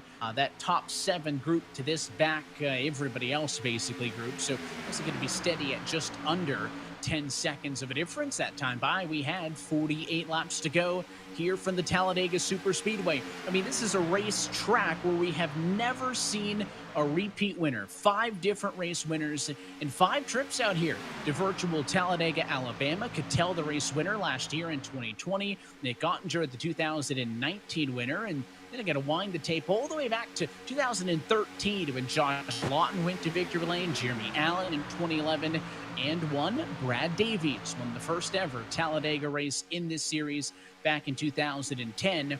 And when you combine that with Daytona, over the course of 19 superspeedway races all time in this series, we've had 16 different winners. Only Ottinger, Alfala, and Jeremy Allen are multi-time super speedway winners. So, there's guys like Conti who have a lot of confidence coming into a race like this, Blake, but according to the numbers, we really don't have a Brad Keselowski in this series who just rattles them off like it's nothing. Oh, you're exactly right that there's no dominator in the history of this series when it comes to super speedway racing. I think that just goes to show how tough it is. I think a lot of drivers in real life, obviously great race cars, great drivers themselves, are able to put themselves in the right position often enough to be able to win these races. But we've seen races like this where, it's kind of spread out. We see races where we're 2, 3, 4 wide like we were all the way back at Daytona in February in this series. So it just really... That's one of the great things about approaching Talladega, right? You never know exactly what you're going to see. And, of course, we're just one caution away from this entire race completely changing. So that's another thing about a super speedway as well. It's never over until we reach that white flag. Yeah, last couple of races, I've had a handful of yellows. We saw 3 at Bristol, 4 at Darlington, and 5 at Michigan. The last caution-free race was a road course. That doesn't really count. So you got to go all the way back to Auto Club earlier this year as the most recent caution-free race. We've had the one early in this one, so we'll see if one comes in the second half. And, just talking about the live points on the right-hand side of your screen, all this talk about, how big the swings are going to be, right? But, I mean, Steve, the points, well, the numbers may be different. Look kind of like they were coming into tonight, right? DeYoung is good. Clampett is good. Not a ton has changed in that respect. It hasn't, but we're 6 or 7 laps from the last big move of all the chess pieces, right? We're at 44 laps to go. We figured guys could go 35 comfortably. We've seen some run 37 or 38. So I think someone, 37, 36 to go, we're going to see a wave of pit stops. And the questions are then, how much fuel does everyone need? Because I still question that lead pack. I know they put it under the yellow, but how much fuel could they possibly have saved?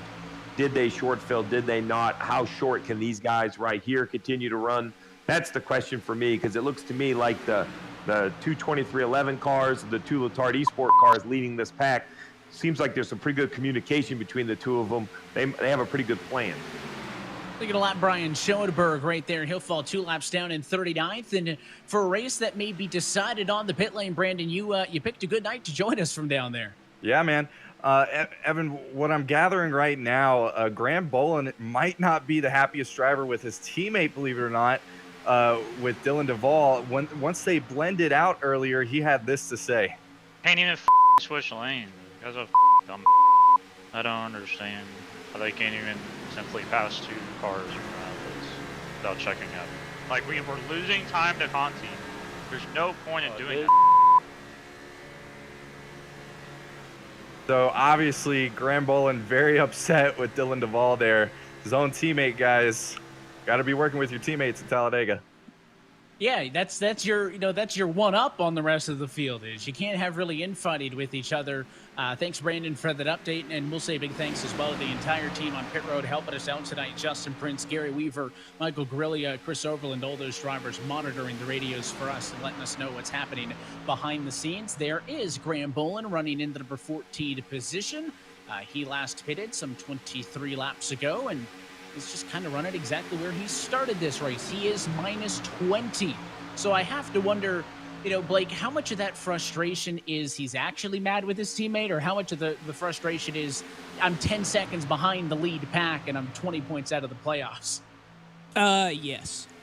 I think it's both, Evan. That obviously when things aren't going your way, I think Steve probably knows enough about this. Any driver is gonna find any little thing to complain about, or just everything that seems to go wrong is a big issue. Drivers get emotional. I don't think that's anything new. So we'll see if they continue to work together. Right now they're nose to tail, so maybe they get over some of that coming together, but yeah, I think drivers are bound when it's not going well.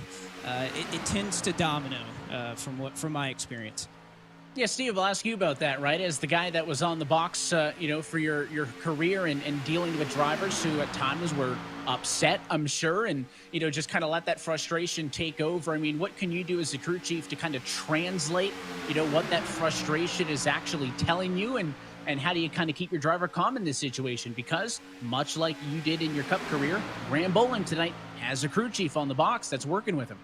Yeah, well, you can either try to calm him down or just turn the volume down. Turn the volume down never seemed to work very well. So to try to calm him down, there's been a lot of meetings before the green flag about how it was going to run, what the plan was, what the goal was. And anytime you see frustration or hear frustration like that, the number one thing I always found was go back to the plan. Don't allow emotion to affect what we're trying to do here. We might have to adjust the plan. We'll let them know, what your frustration was, so maybe we don't have a repeat offense. But in the end, your emotion just takes energy. And right now, we need to save all the energy we have for the task at hand to try to find a way to find this 10-second gap. Keep working the calculators, be aggressive, see if there's some sort of creativity that could get your cars back in the mix. Well, Corey Vincent rides in the Coca-Cola Zero Sugar Chevrolet right now in 33rd position. Let's take his perspective with the Coca-Cola onboard camera.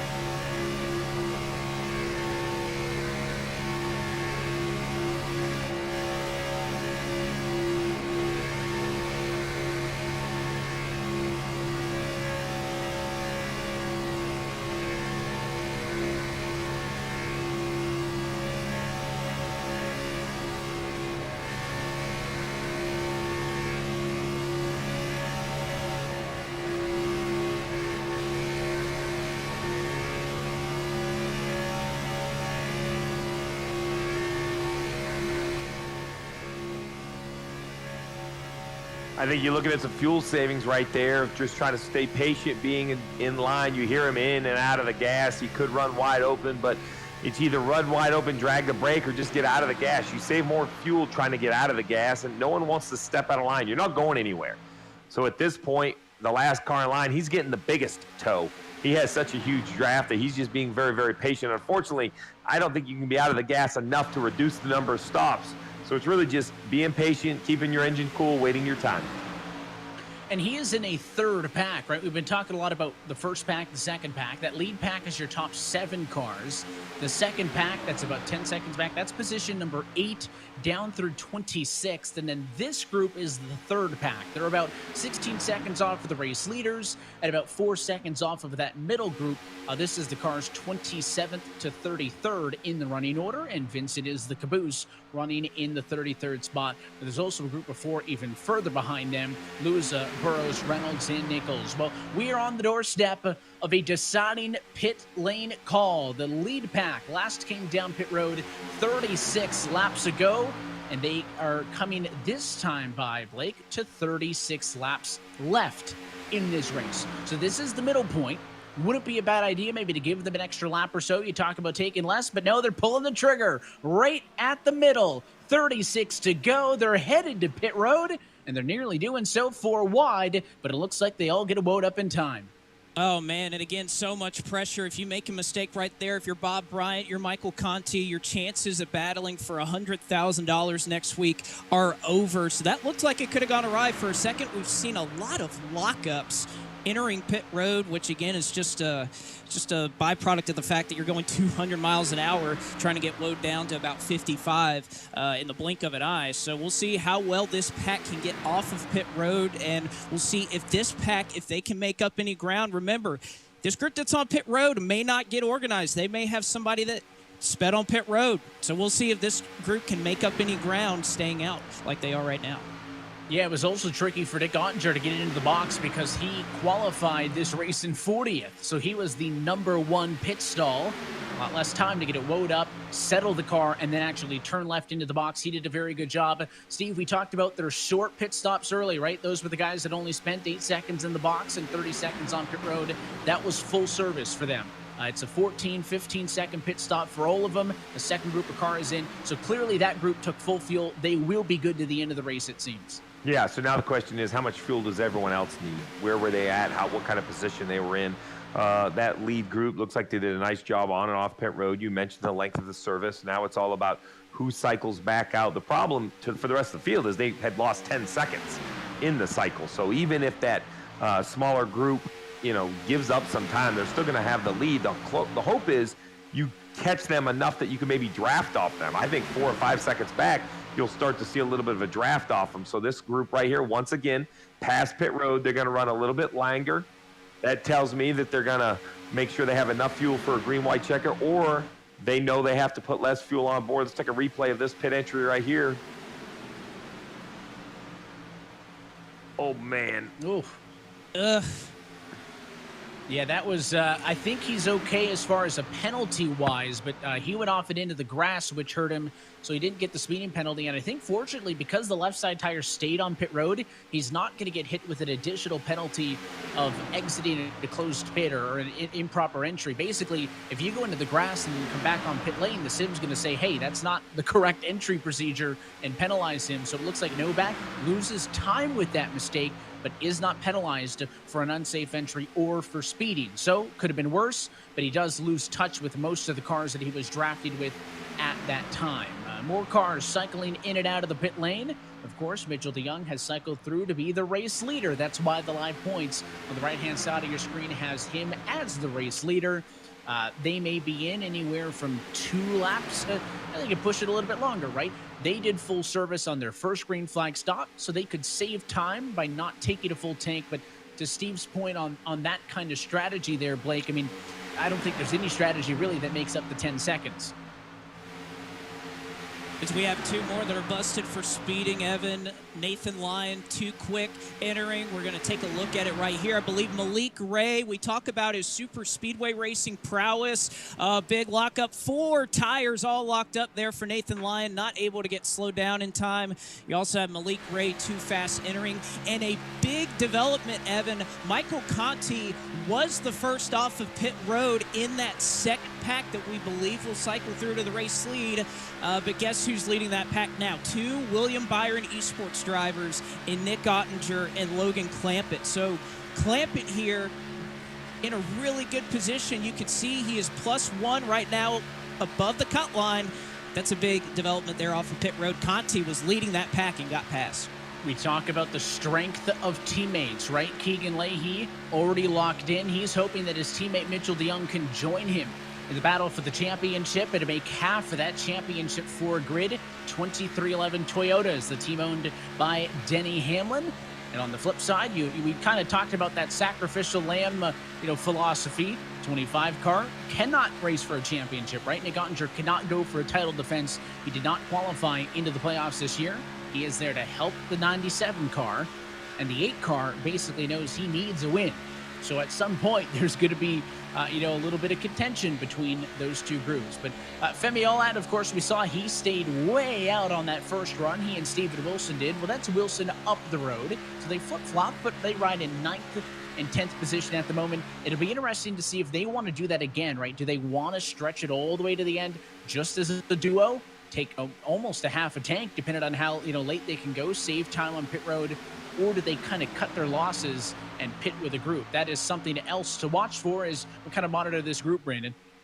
Yeah, Evan, I'm getting some information now from some of the Junior Motorsports cars, William Byron Esports cars, Parker Kligerman cars, and the Mode Motorsports cars, that in this lead pack here, that they might be cutting it a little bit close on fuel. So they made sure to fill it up all the way right on their pit stop there. They were really close on the bubble. They were about 37 laps when they pitted left in this race. So they're worried about a green, white checkered, and I would hate to be in their position right now.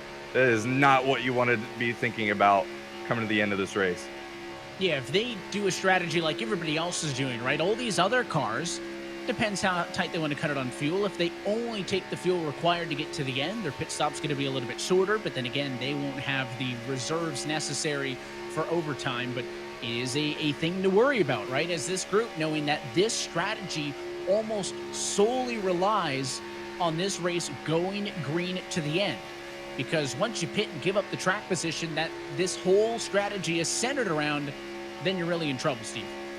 Yeah, but I would still rather have it. I'd rather have the track position and have a caution beat me than be the cars without track position, hoping caution saves me.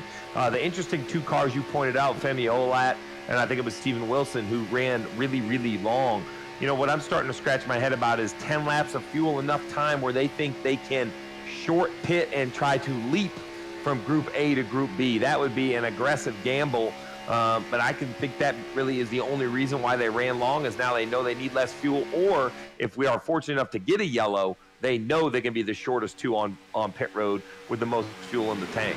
The other interesting thing is, we pointed out Connie was the first car off pit road. I believe Ottinger's leading this group by design. I think that car has either more tape on it or something. There's a reason Ottinger continues to be the leader, and there's a reason why these 7 cars can run 15/100ths to 2/10ths better than a big pack, and I believe it has everything to do with that lead car, and this is a complete design by these 7 cars to allow that 25 to lead. It was a question that was posed by some of the drivers in the second pack, right? I forget who it was, but somebody over the open radio was asking, is anybody running 100% tape? Because they likely wanted to get that car to the lead, to be a little bit more trimmed out, to lead the group, and of course have the clean air so they could draft up. And we talk about the dynamics in this battle, Blake, and what we think is going to become the battle for the race win, right? The 25 is not in the playoffs. His teammate is the 97. Logan Clampett came into this race 8 points to the good. Well, Michael Conti is not a William Byron Esports Chevy. It's a Junior Motorsports Chevy, right? That's a well-known technical alliance. In theory, the 8, again, needs to win this race to advance. The 97 doesn't necessarily have to. He could points his way in. Do you dare, if you're Logan Clampett, help out your teammate there and maybe, push the 8 car to a win to lock him in, and you hope that your points for second or third or whatever that number is are good enough for you? Or are you not even thinking about that kind of a gamble? Evan, if I'm Logan Clampett, I'm looking in my mirror, and that 8 car is not getting by me at all. If Michael Conti wins this race, guess what? Logan Clampett, as it sits right now, the last driver in, he would be out of the championship 4. And this is what's so interesting about looking at this pack. Look at all the drivers. Clampett in on a good point situation. He's probably content to push his William Byron Esports teammate to yet another win on a plate track. But look at Michael Conti. He has to win. You need help behind you with the way the air bubble works in this package. You have to have help from behind you. Well, where's Michael Conti going to get it? Bob Bryant, must-win situation. Probably not going to happen. You have Matt Busa, must-win situation. Probably not going to happen. So do you look further back, if you're Michael Conti, to Brad Davies, your Junior Motorsports teammates?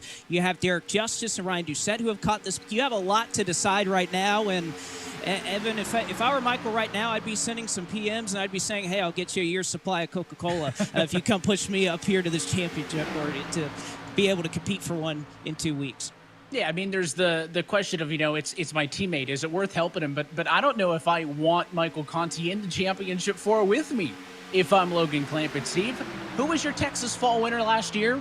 Michael Conti. Where is our championship race in 2 weeks? Texas. That is just, I get he's a friend, technical alliance, I get all that, but if I'm the 97, I do not want to have to race against that guy at a racetrack that I know he can win at. So I agree with Blake in this. I think at some point all these alliances are going to get messy. It's going to go out the window as we take a look at the 17 of Steven Wilson. He and Femi Olad, who had been working together so good all night, nearly took each other out there that time. But up front, I'm with Blake. I think that all these alliances and handshakes are at some point in the next 24 and a half laps going to be thrown out the window now. Oh, in my mind, the white flag.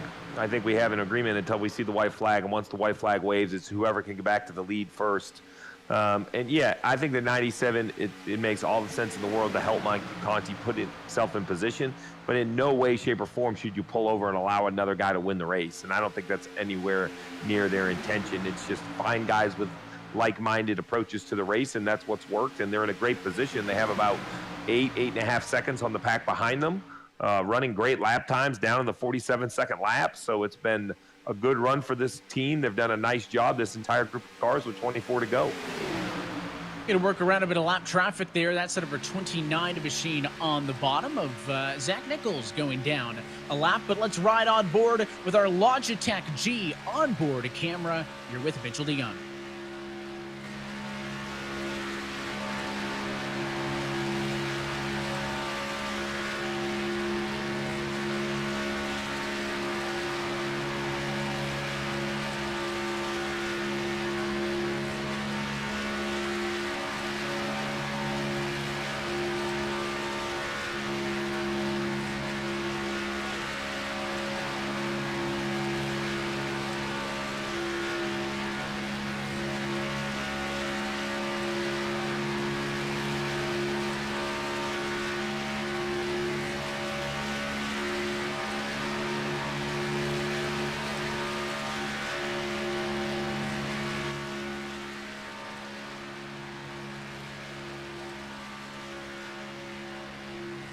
Another wave from Mitchell DeYoung there, enjoying the screen time. I just wish that if I was, one race away from possibly fighting for $100,000, I could be that calm, cool, and collected from behind the wheel, Blake, to just smile and wave at the camera. Mitchell's always been like that all year, though. Mitchell has a wonderful ability to just kind of, just have fun, and I think that's why he's so successful across all these disciplines, Evan.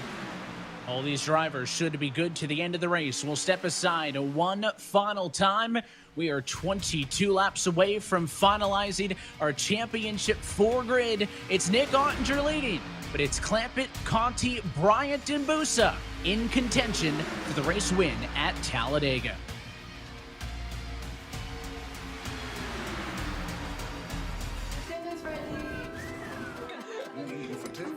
We've learned to savor the moments that were always there. And they never tasted this good.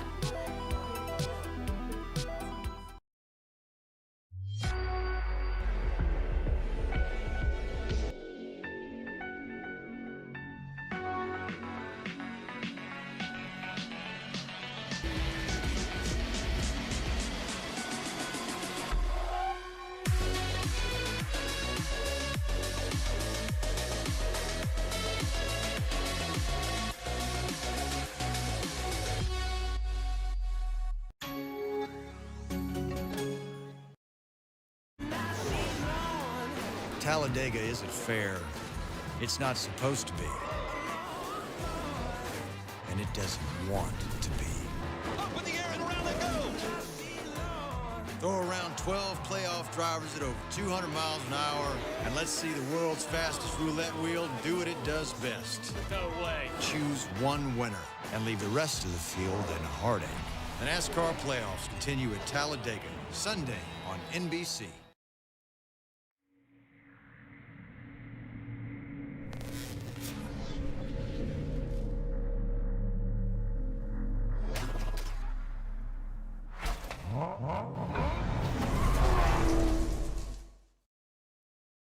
It doesn't matter where you're from, who you grew up rooting for, what you grew up watching, your home track, your favorite car, the series you've always wanted to race in. When you're ready to know what it's like, we're here, bringing you as close to the action as it gets with the ultimate sim racing experience. With a community of hundreds of thousands just like you. This is iRacing, and here, every day is race day.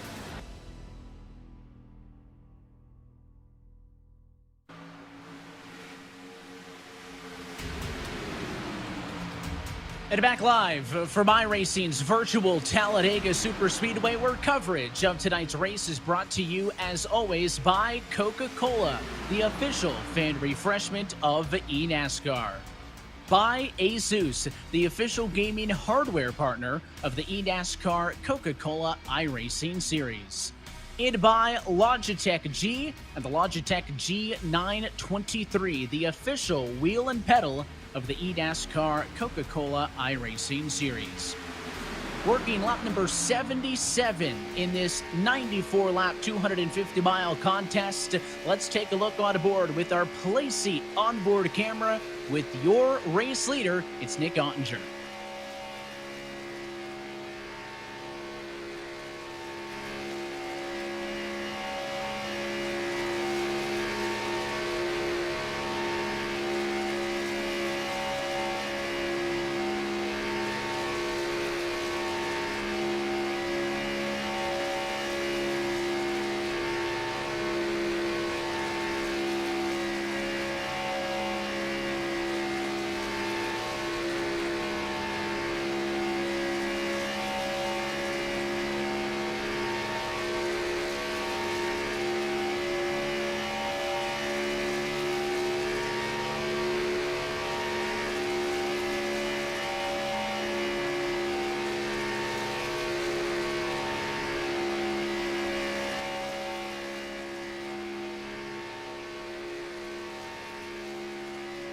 As we look at Nick Ottinger, Evan, I think the one thing I'm noticing, cool, calm, and collected. You could almost think that this guy's a champion in this series, Nick Ottinger. Is he just looked like he was looking in his mirror, not really sweating about anything. I think you feel like that when you have your teammate behind you leading you at the pack at Talladega. It gives you confidence, right? You want friends around you anytime, certainly in a race like this. And well, talking about seeing from some of these drivers, Michael Conti is running in third, and we are live on the radio with him. Steve, we'll give you this one. All right, I won't take much time, Michael. Appreciate you joining us. Sitting in third behind two teammates, your teammate Brad Davies a few cars behind. What's the plan in the closing lap? 16 to go. Well, Steve, I think we kind of caught everybody by surprise with this strategy. I'm surprised more people didn't catch on, but really proud of everything that we've done to prepare for this race. Everybody that worked on this WR1 car, it's super fast, strategy super good. We just got to ride in line here a little bit longer, and then hopefully we can race it out among ourselves at the end. All right, I'd love to ask you what lap, but I'm not going to make you give away your secret here with 15 to go. Appreciate you taking the time. Thanks, Steve. You know, when a guy's willing to talk to you in the middle of the race, Evan, you can't ask for all the secrets. And he's absolutely right. It was a great strategy. Remember, this was from that first yellow all the way back at the beginning of the race. That's where this all came from. Took gas on what seemed like a meaningless yellow, shortened their fuel fill on the first green flag stop, and that was it. That was the difference maker for this entire race. Came down pit road at lap number 22, came back down to the pit lane at lap number 58, and it has been history since then. 3 total trips down to the pit lane for almost all of the cars in this lead pack, and that is what put them in this position now with 14 laps to go. And I just got to say, we were talking about Mitchell being confident, right? Smiling and waving to the camera. I mean, he's a guy that's at least above the cut line right now. So big thanks to Michael for giving us that perspective there. One of the old-time greats and old-time veterans of this series, 2014 champion Michael Conti, was a lot of the fans' picks, Blake, this year to repeat and join Ray Alfala as the only multi-time series champions. He's got his work cut out for him still, but he's at least in position. Well, and that's all you can ask for, to be in this position. Given the point situation, Conti has had a pretty terrible round, just to be quite frank about it. He's just been caught up in stuff not of his doing, bad luck, whatever you want to call it, but this is all you can ask for. 13 to go as they cross the stripe this time, running in third, and a chance at another championship is about 2 tenths in front of him. So he has an opportunity, but again, he has to find that work behind him. Somebody has to go with him. Brad Davies, he's been catching up to him a little bit. He may be able to get some help from his Junior Motorsports teammates. There's some lap cars that have latched onto this pack. If I were one of these lead cars, I'd be talking to some of those guys. I really think that's the whole point, Evan, is who's in this front group, right? I think we need to start looking at the teammates. We know we have teammates at the front, but then you have Conti. He does have a teammate in this pack. Bob Bryant's back there, Matt Busa, Brad Davies. The question is, who's going to help who? We know the moves coming. We heard it from Michael Conti. They're not going to ride to the checker. The question is when, and when it happens, who's going with who? He didn't tell you when, but I think that smirk said it all, right? He's thinking about something, Blake, and we were talking about the possibilities, right? Technical alliances happening. I mean, the way it looks now, based on those points, the 97 car of Logan Clampett is only 1 point behind Mitchell DeYoung, right? So if another driver were to win this race, anybody below that red line, right? If the 75 were to win it, if Conti and the 8 were to win this thing, then the 97 would be out by 1 point to the lone points paying position, which right now would go to the 23 of DeYoung. So the 97's in a tricky spot because he cannot physically get any more points without just winning the race outright. And you're looking at Mitchell DeYoung, he is leading, when you talk about what the 23 is doing, he is the second car in a secondary pack. There's still a chance that Mitchell loses spots as well. So that 1 point could be huge because right now it's the difference between third and fourth. It could be the difference for fourth and fifth. Well, if I'm Mitchell, obviously you're thinking, okay, what's the worst case scenario that somebody like Conti, Bryant, Busa goes up and wins this race? You're 1 point to the good right now, but look at who Mitchell is around, Evan. You have Bobby Zielinski in front of you, and you have your teammate in Keegan Leahy, who are both locked into the championship 4 behind you. So I think if push comes to shove, if Mitchell is going into the last lap and it may be a point that makes the difference, I don't think Keegan Leahy is going to have any issue in pushing Mitchell DeYoung by Bobby Zielinski to make sure he is good on that 1 point. In fact, I wouldn't be surprised if we saw that in the last couple of laps just to be safe between Leahy and DeYoung. And we're doing the hard work for the teams. We're letting them know that it's 1 point by showing the live points. It saves the crew chief and everybody else on the box doing that math. Steve, is that something that you had to deal with? I mean, in these more recent years, with the playoffs and when it comes to qualifying at the end of a regular season, I mean, as a crew chief, did you ever pay attention to those points? And were you guys running your own numbers, or were you looking over to the NBC monitors and seeing what they were saying? Oh, absolutely. When I was on top of the pit box, we ran our own numbers. The last thing we wanted to do is to go back to Rick Hendrick and tell him we thought we were good, but TV had it 1 point wrong. If we were going to do the math, it was going to be on our own. But yeah, you have to look at it, and it's even more complicated now for these Cup guys because they have to take into stage points. And that's going to be something we're going to see on Sunday at Talladega, is the aggression at the end of both the first and the second stage. At least the eNASCAR guys, while they don't have stage points, the little bit of complication here is, it's 1 point of position, kind of. There's still that winning bonus, which here a win is automatic, but it can move around and change those points around quite a bit. Yeah, and that's why, there's nothing else that Logan Clampett can do right now in second besides win the race. He can't just get 1 point to tie Mitchell because it doesn't matter. If he gets 1 extra point, he's actually getting 5 more for winning the race. So the only thing that Logan Clampett can do here is win. And again, that's the question mark behind. He really doesn't want Michael Conti to pass him because, again, if those points hold, if Conti passes the 97 and wins this race, Clampett is going to be out, and it may be by that 1 singular point, and that's where the advantage comes in of Keegan Leahy, having won that race last week at Bristol, just the second driver in series history to win an oval race while leading every single lap. He led all 250 of those laps at Bristol, and because he's the one behind DeYoung should be in a pretty safe position at that plus 12. But again, it's not just Conti, it's not just Clampett, because Bob Bryant and Matt Busa are there as well, and I don't know if the move's going to happen at 3 to go, 2 to go, or 1 to go, but it's going to happen at some point. Of course, I think the primary concern for the guys up here, get to the white flag, Blake, right? This race will be official. We talked that they probably don't have a lot of extra fuel for overtime if we get into that conversation. So maybe they'll wait till the white because of that, because you don't want a yellow, A, and B, you certainly don't want to be the yellow by funning, but this could be awfully aggressive up front. I mean, I think when they make that move, it is going to be nothing to lose and no holds barred. Absolutely. And Evan, I think they may go a little bit earlier than that if you're further back in this pack. Maybe if you're Conti, you're in a position to maybe wait until the last lap. But if you're Bob Bryant, if you're Matt Busa, I would plan that move out with maybe 5 to go to try and position yourself a little bit earlier. I don't think you can get it all done on the last lap. So I'd be thinking a little ahead and trying to maybe plan it out 2 or 3 laps before we get to 2 to go. There's a look at lap times. Bobby Zelensky, who is leading the second pack, compared to Nick Ottinger, who is leading the lead pack. We mentioned that that second group of cars could do the shorter service this time by. They did so. Remember, that gap was about 10 seconds. It's down to 6.3. Almost all of that was made up on the pit lane. They made up 1 to 2 seconds real quick there. They're kind of stuck at about 6.3 seconds back. They are not going to catch the race leaders if this thing goes green. There's not only the top 6, though, Steve, right? It's a 6-car pack up front, but there's more than 6 cars in that lead pack. Behind Brad Davies, it's worth noting that Derek Justice, Chris Shearburn, and Zach Nichols, Ryan Doucette are all there. So it's 6 lead lap cars, 4 lapped cars. So to Blake's point, if I'm at the back of that group of 6, right, if I'm a Davies or maybe I think more importantly Busa, right, looking for a win, he's minus 11. I wonder if he'll try to work with those lapped cars hanging onto the back of this pack to get some strength in numbers and get a push.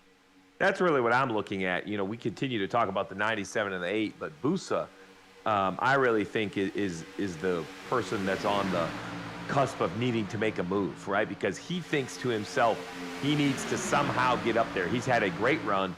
He's running inside the top 5, but at this point, it's not going to be enough. It will make a big swing quickly, though, because if the 97 is the car that he passes, then he'll be losing points as he's gaining them. And there is Clampett and Conti on the bottom of the screen. And, you know, just in case you forgot, there's all this drama around, you know, which of these drivers will advance to the championship. The way the points work now, they cannot both advance. It's going to hinge on that 1-point difference to Mitchell DeYoung. It could happen, but as the points sit now, there's no way Clampett and Ottinger both advance. And don't forget, Blake, those guys are roommates, so that's the added element. They were roommates. Yeah. You see Conti right there. You can actually see Conti in the background of Clampett's shot. Conti kind of has his back to the wall, so can't really see that. So yeah, any post-race tussle, it won't be a bit of a travel to get to him. You think they're talking to each other, maybe? I mean, they are awfully close. And here's the other driver, Bob Bryant, representing Kligerman Sport. The Gnomes got the Coca-Cola hat on. He is ready to go. He started this race, and I mean, the starting position for these guys, Ottinger started dead last, Clampett 28th, Conti 26th, Bob Bryant started 31st in this race. But based on strategy that was all planned out, has driven himself up to the number 4 spot. He is 29 points out. He 110% needs a race win, and they're coming this time by to 2 laps to go. Again, you need help. Where are you going to get it from? You have to have cars behind you to push you, Evan, and that's the one real predicament that Bob Bryant's in right now. He doesn't have help in Busa. He probably doesn't have it in Brad Davies or any of those other cars up here. It's a really tough position to be in. Obstacle 6 in the air. 2 laps to go, Steve. Hold your breath. Yeah, hold your breath, and how patient can you be? If you're Bryant, can you wait to the white flag so far, single file line? You have to ask. The lap cars are up there trying to get their lap back.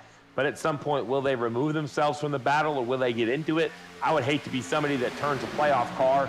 I would perhaps remove myself with 1 to go and not be part of it. Instead, we see 2 wide back in the pack.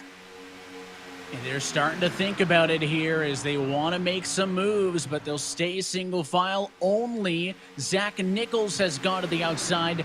None of the lead lap drivers have indulged in that yet. The good news is it is clean racetrack in front of these leaders. They are going to be able to fight it out amongst themselves. Nick Ottinger is looking for the white flag, Blake. Conti goes to the outside, but he gets faked out by Bob Bryant. White flag in the air. This race is official. And Bob Bryant going to move into 3rd. Does he have that help and boost? So you got to think the desperation setting in. You got to take every single run you have. They're going to work off of turn 2. Bob Bryant made Conti think he was going with him and left him. What's the next play? Ottinger, Clampett, it's Bryant, Busa, Conti the top 5. Here comes Busa to the outside. No drafting support from the 37. He tucks back down in line. Nick Ottinger going to be a sitting duck off of turn number 4. It's the 97 to Clampett behind, who is safe if this position holds. Bryant looks high, looks low. He can't find anything. And Nick Ottinger will win at Talladega and bring his teammate Logan Clampett into the championship 4. And also worth mentioning, Mitchell DeYoung finishing in 8th. That should be good enough to put him into the championship 4 as well. Gained an extra spot on the last lap of this race. So Mitchell DeYoung is safe in that number 8 position. He holds strong, and it should be DeYoung and then Clampett, the 2 drivers in on points. And we talked about it, Steve. How would those team alliances work? Bob Bryant took Conti out of the equation with that fake out. And at that point, Clampett knew, listen, if I go to try to pass him for the race win here, I could get wrecked and end it. He knew as soon as Conti was out of that picture that I was pushing Nick Ottinger to the race win, because as long as they finished in that order, it accomplished the mission. Ottinger gets a checkered flag. Clampett will fight for a championship, and we might just get some team burnouts here for the William Byron Esports Chevrolets. Yeah, you have to ask yourself, though, if Bob Bryant doesn't want that move back. I know they feel good about what they did as a team, but with Michael Conti, there was an opportunity to push Conti and then try to pull out a line and pass him, and that would have put the 77 in. So you just never know. We'll always relive those last laps. This winning moment is brought to you by Coca-Cola, the official fan refreshment of eNASCAR, and that entire contingent of cars celebrates, but only 2 of them accomplished their missions. And that was Nick Ottinger for winning the race and Logan Clampett for advancing into the championship. Let's take a look at our Coca-Cola move of the race. It happens on this last lap. You had already seen that move happen, right? Bryant went to the outside, looked like he was going to push Conti, tucked back in line, Blake, and it was the 77 trying to be an aggressor here, but those top 2 cars were not moving. Well, and I think that this is where Bob Bryant wishes he had taken that run that Bussa had given him to go to the outside. He probably was thinking maybe the same thing would happen, that Bussa would leave him out to dry.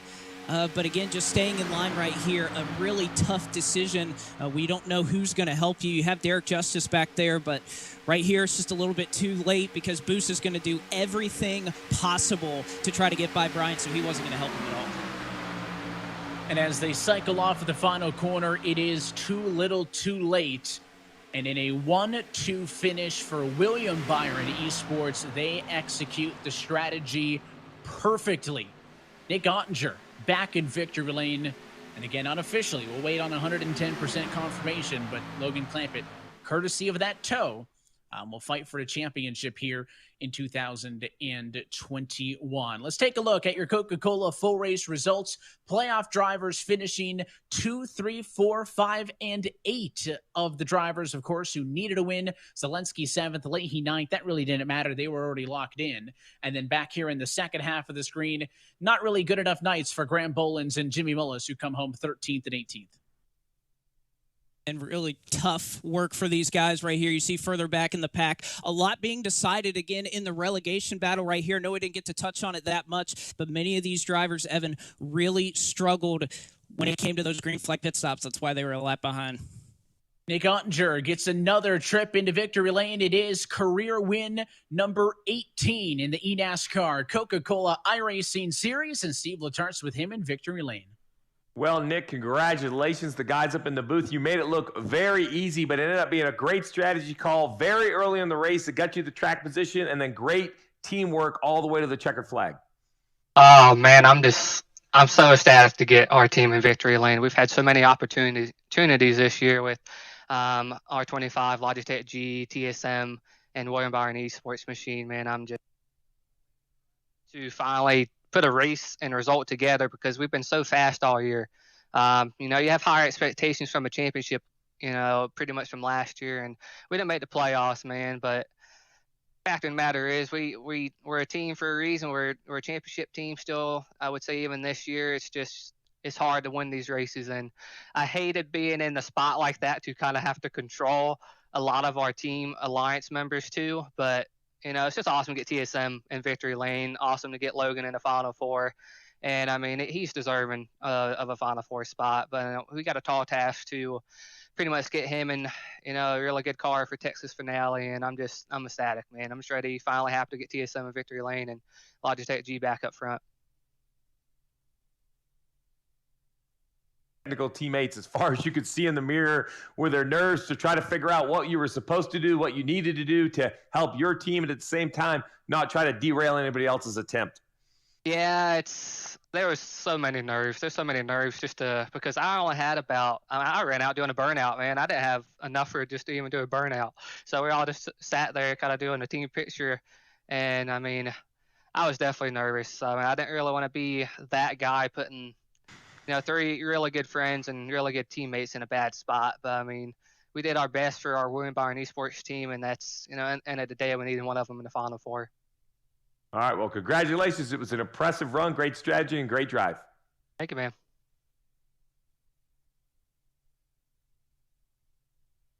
All right, Logan. Well, congratulations on a good run and a bigger congratulations on a berth in the Final Four at the final race of the season. I could see the smile. At what point did you know you had a chance when you were in line there? You had Conti breathing down your neck, a team out in front of you. I mean, it was pins and needles for the closing laps. I mean, I was stressing, man. I mean, it is such an awkward position to be.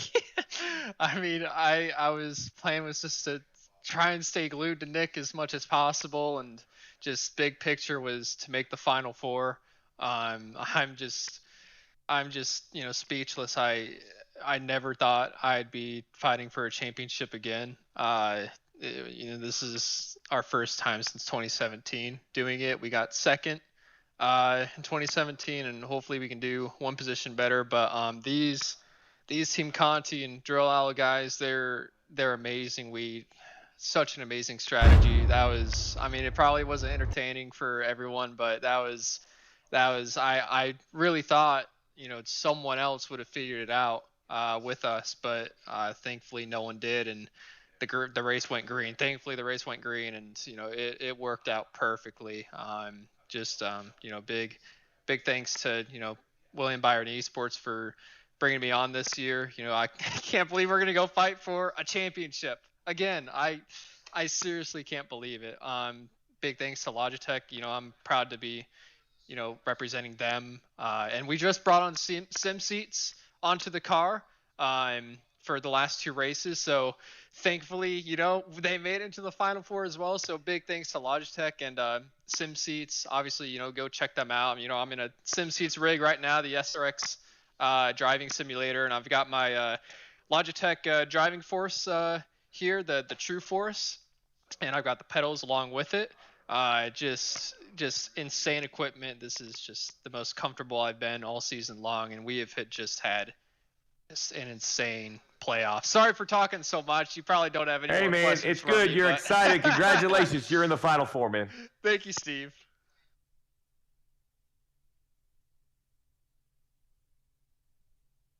All right, Bob, I got to ask you, first of all, great run. Team cars all stacked up all the way around you. I got to go back to that one to go, the run by Conti. You had a decision make, push him, fall back in line.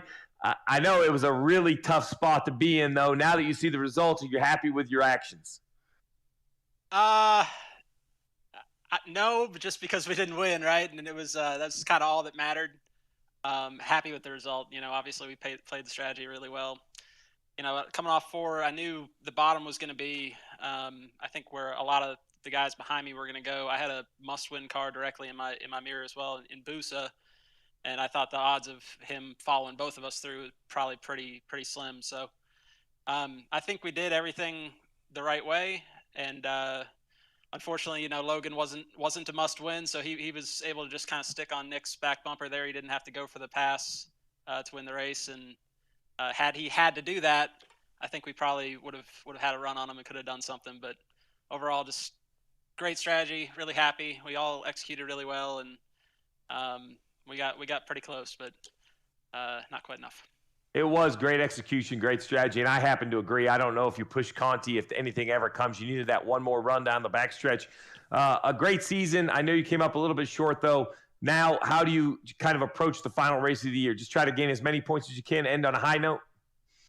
Yeah, we're all about that money, Steve. We're gonna try and finish as best we can and ship some prize money and have a good run for Lux Beans and Xerox and Valvoline and everybody that's been a part of this year, Team Chevy too.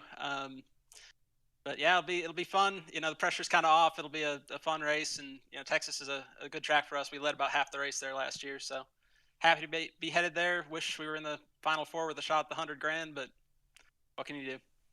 Well, if we can ever get Parker off vacation, we'll get him back up in the booth here. We'll be calling the race next week or couple weeks in Texas. Yeah, good luck with that. The man is a globetrotter. Well, that is a talk with your top three finishers, and this is your playoff grid. Bobby Zalenski and Keegan Leahy advancing to the championship 4 courtesy of race wins, and Mitchell DeYoung and Logan Clampett will advance based on points. One race remains to determine a championship, and we talk about all those different aspects of a title fight. Texas will be the location. But first, let's kind of get our final thoughts on this one, Steve. Team dynamics, huge in the end of it. Team dynamics, huge, and strategy played a big part. I know, what did they say? I know it wasn't that exciting. It was a strategy win. I completely disagree. I love a good strategy, and that's exactly what we saw, and it was early. Nobody knew it. The first caution of the day would make the difference. That's what it was. It took a green flag race, but that's what we received. But there was a lot of opportunity. We saw Chris Sherburne speeding on pit road. We saw some other cars speed. We make it seem like the strategy handed it to these front 5. It was anything but. Green flag pit stops were a lot of opportunity to make mistakes. They avoided them, and they patiently waited to the white flag to dice it out. I was thoroughly entertained. Blake, you know these guys as well, better than most. I mean, how would you assess our field of 4 who will fight for that grand prize of $100,000 in 2 weeks?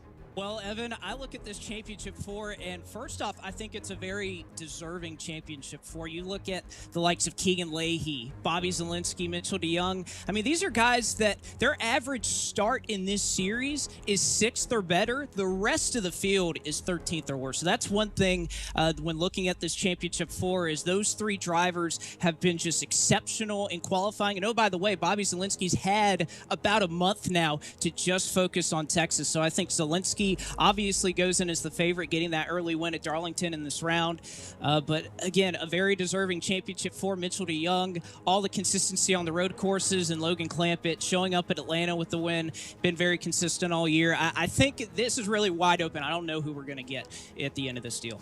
2 weeks' time, one race to determine a champion. We hope to see you then on October the 12th for the virtual Texas Motor Speedway. Until next time, that is it here for us tonight from Talladega. On behalf of our entire team behind the scenes at NASCAR, at iRacing, for our crew behind the scenes tonight, and for your team upstairs as well. For Blake McCandless, Steve Letarte, and myself, Evan Pasocco, I want to thank you for tuning in, and congratulations to your race winner tonight, Nick Ottinger, but congratulations to your final 4 drivers. We're back for one final race in 2 weeks' time on Tuesday, October the 12th, from the virtual Texas Motor Speedway.